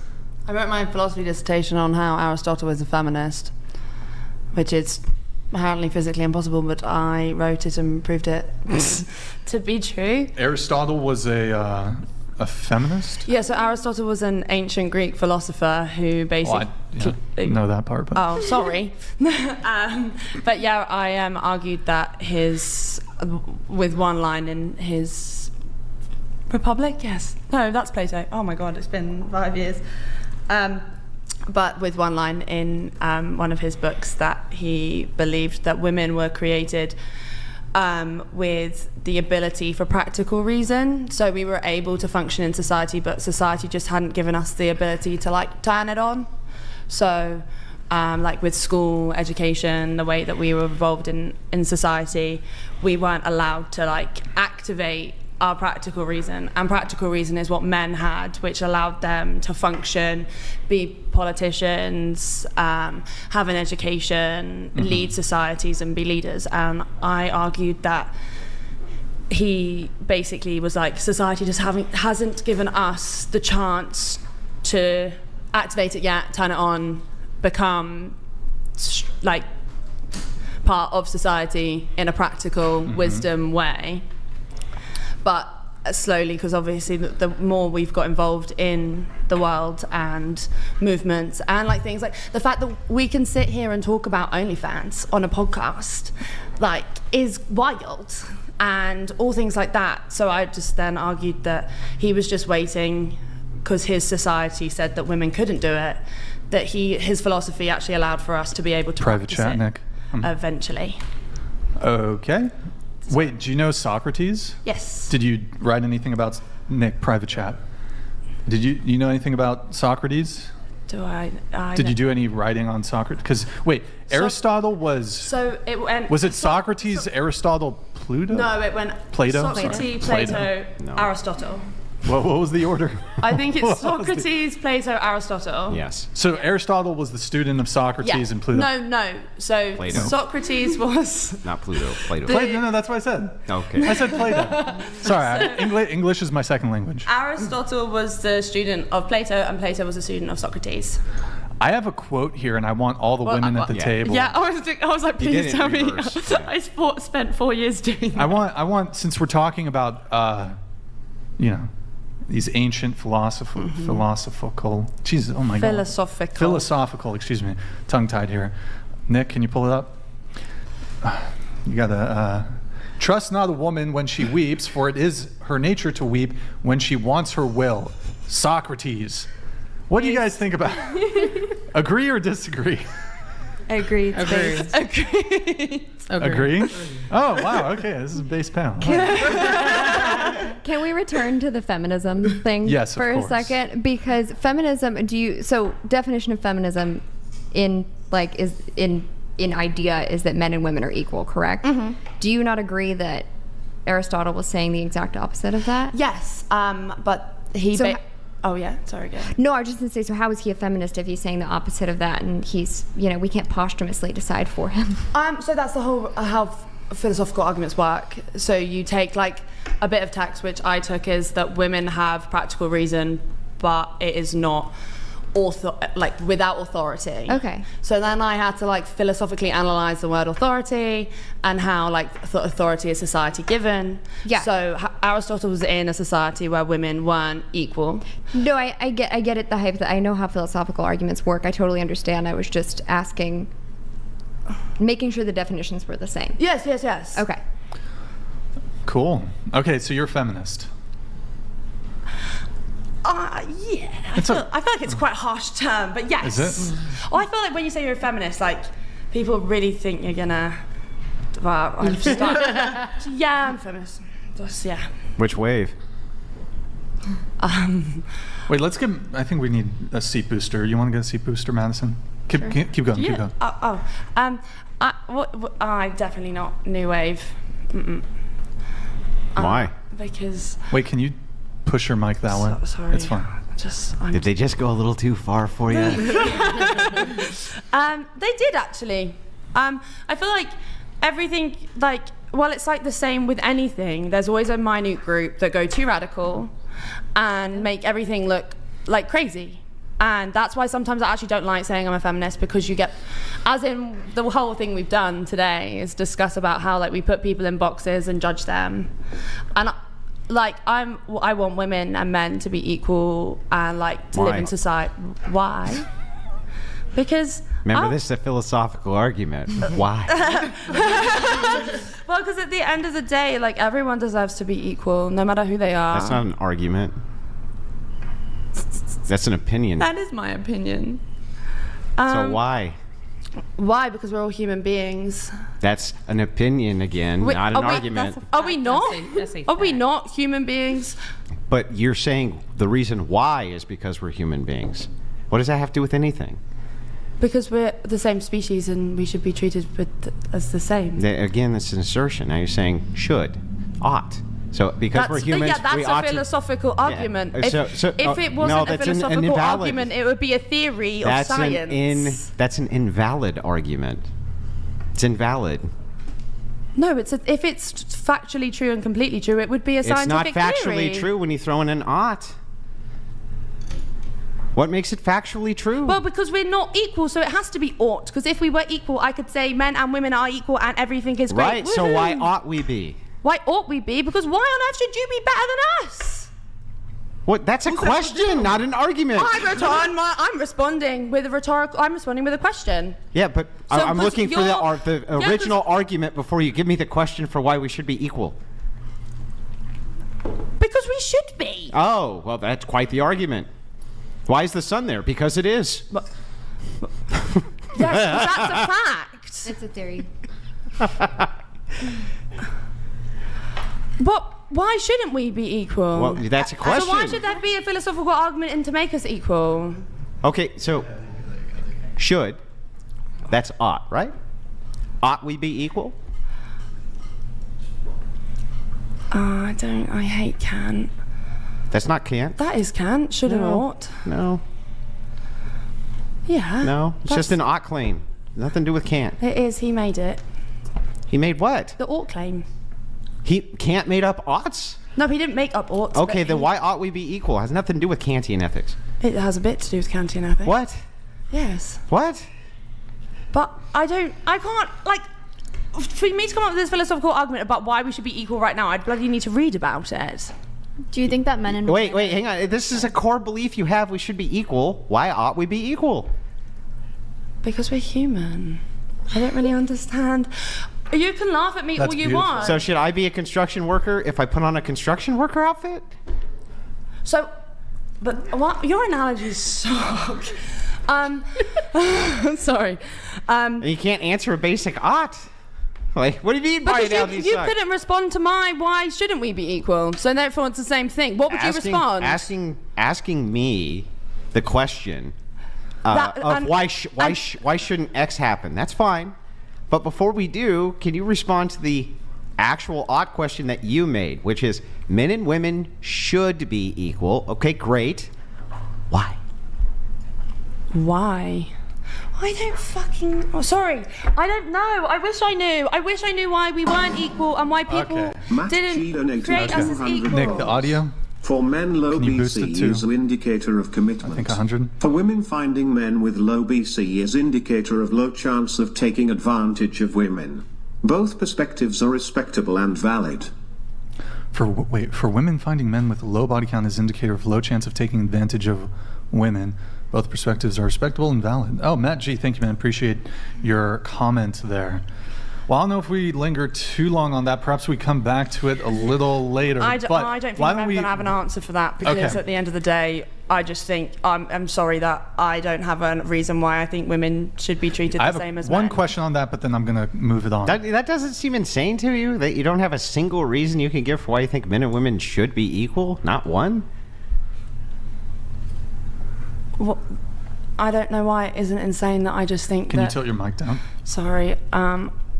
Jesus. I don't... That's a bit too far. Oh my God, I'm doing so well. Okay. I don't know why it's insane for me to just think that just because our genders are different that we're not treated the same. No, but he's asking why. Yeah. Yeah. Well, I wish I knew why we weren't treated the same. I wish I knew why the... Are we not? We are not. I wish we were. Wait, question. Do you think so? So you wish women got drafted? I was about to make the draft. Do I wish women got drafted? Yeah. You want to treat them the same, right? Well, if a woman is, I feel like if a woman wants to go into the army, she should. No, be that's not what I different. asked. That's different. Asked about a draft. Forced military conscription. Well, yeah, I guess I'm going to make everybody equal. She's got to go. I've got to go. But currently, so off we go to war.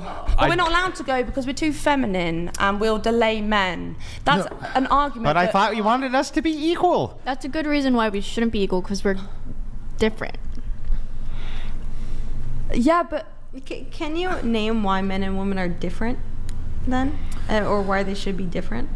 Why should they be different? Yeah, you can't think of any reasons why they're the same, so why should they be different? Why should they? I don't think they should be different either. I just think everybody should be treated equally, and I think anybody who wants to do whatever the bloody hell. Should we treat criminals equal to non-criminals? Obviously not. Well, I guess you don't want people to all be treated equally. Well, I just want everybody to be okay. Should prisoners have guns? All right, people who live a moral life. There we go. Then should be treated equally. What's moral? Whatever the bloody hell you want it to be. Whatever you want. Don't question in the name of equality. Don't I need to look the statistic up to get the number right, but don't female content creators make more money than male content creators? No. Yes. On OnlyFans. On OnlyFans. On OnlyFans. Yes, we do. Yeah, probs. So why? So that's a inequality.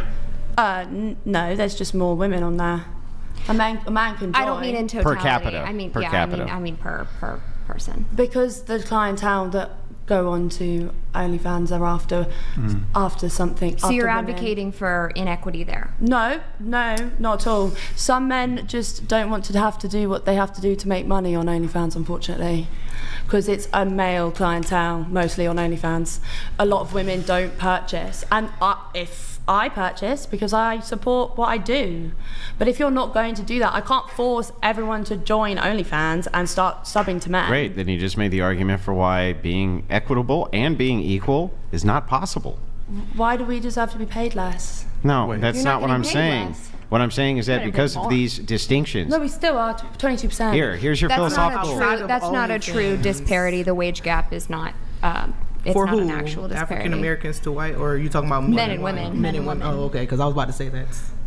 But go ahead. Could I have an opinion on this? So no. Sorry, I just wanted to be polite. Just go ahead. So I worked blue collar jobs for the majority of my life. When I started working, it was mostly blue collar jobs. I got paid the same as everyone else did. Some people got paid a little bit more because they had more experience, but they were predominantly men. Can I ask you a quick question? How do you know everybody's pay? I don't. Oh, okay. I don't know everything. Okay, go right ahead. Go ahead. I worked with my ex-fiance, and his pay was more than mine because he worked there longer than me. So it doesn't, I don't think it matters on gender, in my opinion. It doesn't. I think it matters more on experience, because there was a woman there in the past. She made more. Well, okay, we've kind of ventured off into wage gap discussion.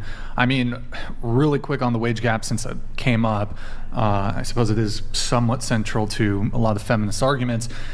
Do you think female basketball players, so WNBA, should they be paid the same as NBA players? Absolutely not. It is the only. Oh God. Okay, let's start over here. Move around. Quiet, you. I have opinions on this. No, I know, but just okay. I do. I do. You think they should be paid the same? What about you, Madison? No. I don't, because of the advertisement. So the regular NBA, they get a lot of advertisement on their when they're playing basketball and everything. Yeah. The WNBA is not as much, so the income would be a lot different, because they don't fill up the stadiums like the NBA and all of that good stuff. So that's the only reason I say no. But if it was the same, if they got the same endorsements, if they had the same filming inside the stadium, yes, they should. That's all. Wait, the same fill inside the stadium? Like if they could fill up a stadium, how big stadiums. But they can't because it sucks. I mean, I don't know. I mean, a lot of people. It does, right? It sucks. It's not as fun to watch. I wasn't watching because I didn't really know about it like that, honestly. Okay, so I mean, there's other components like merchandise sales and other factors. even if I think the WNBA could fill a stadium, there's still other components of the money that the respective. But anyways, okay, what about you? It's the same point, really, isn't it? Unfortunately, there's not enough support for female sport, and that's why that they can't fill the stadiums, they can't make the money, so they can't get the same endorsement because there's not enough support for it. I agree on both on what they say. Yep. Go ahead. Yeah, I also agree, and I believe the WNBA is the only industry that is in the negative as far as profits go every single year. Yeah. And the only reason it is still funded, I believe, is due to legality of if they fund a male sport, they also have to send the equivalent funding to the female sport. But it's not that, but you do make a really good point. So the NBA subsidizes the WNBA. So yeah, that's a good point. Yeah. Anything else? Or? No, okay. I just think it's yeah. It's I didn't mean to cut you off there. I just wanted this side. No, you're I fine. wanted to start on that side and come around. What about you? No, I don't think they should be paid the same for the same reason for the advertisements. Okay. And everything else. Wait. So going back to you. You said. Go back to me. You said. So you said they should be paid the same. I honestly feel like they do, simply because of the reasons that everybody is stating. Because they don't history, I feel like it's the reason why they push more for the male sport than the female sport. And since it's been that way, it's going to continue to be that way. There's never been, I feel like there's not a bigger push for women's sports than like women's basketball. I have a question. Sure. I've got a question for you. Oh gosh. Name three. I want you to name 3 WNBA players. Name 3 NBA players. Oh, that's easy. LeBron James, Paul Pierce, Kevin Durant. Oh, keep going. It sounds like you. I mean, I can name more, but okay. Oh, you want me to keep going? Yeah, keep going. Oh my God. Steph Curry. Steph Curry. Allen Iverson. Shoot.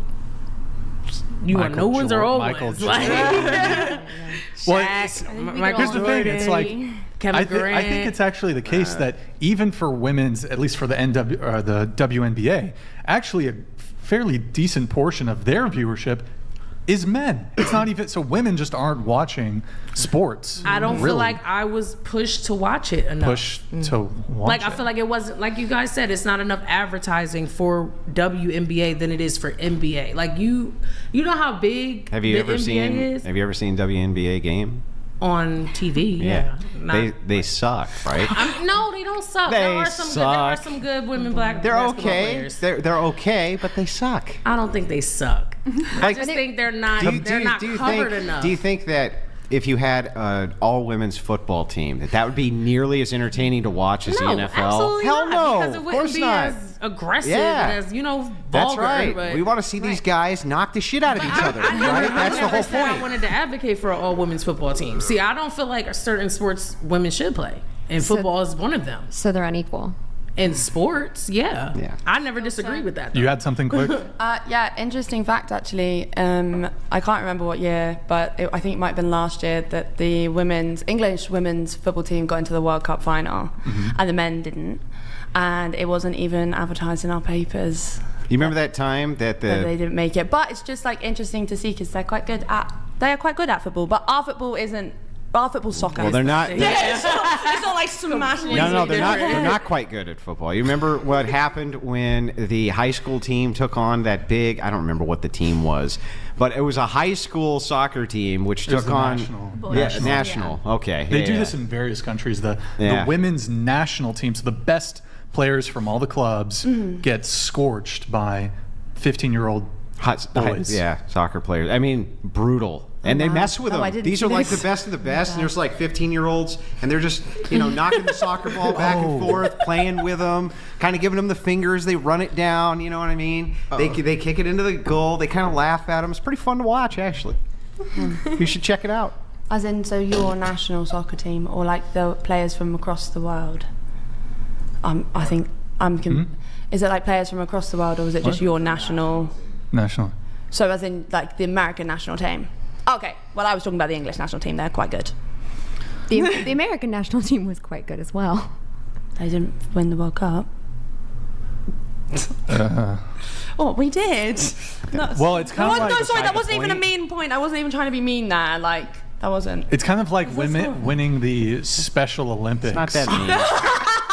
Like you're still... It's the comparison at point. It's like not skill level. It's men versus women, 15-year-old boys. Don't cancel me. Okay, let me do a couple chats here. We have Fally. We're going to come back to the feminism stuff.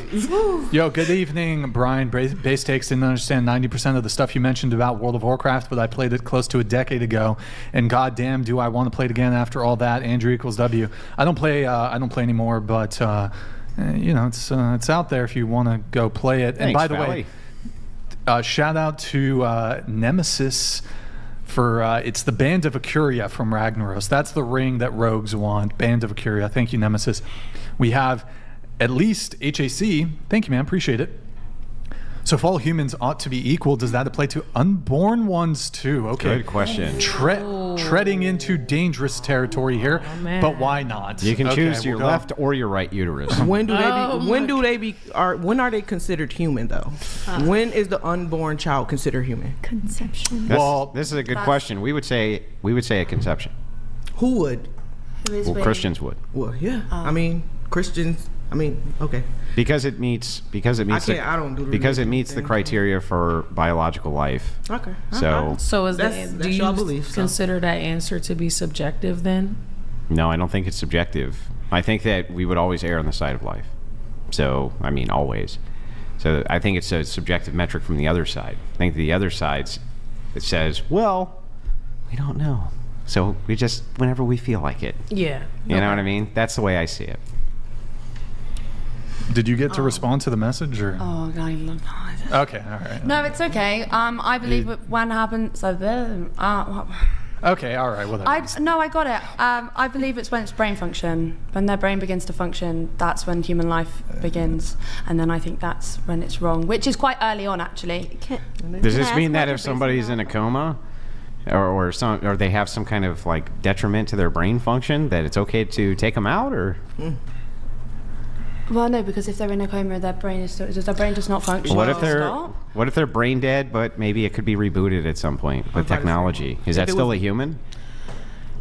That's a hard question, isn't it? I just feel like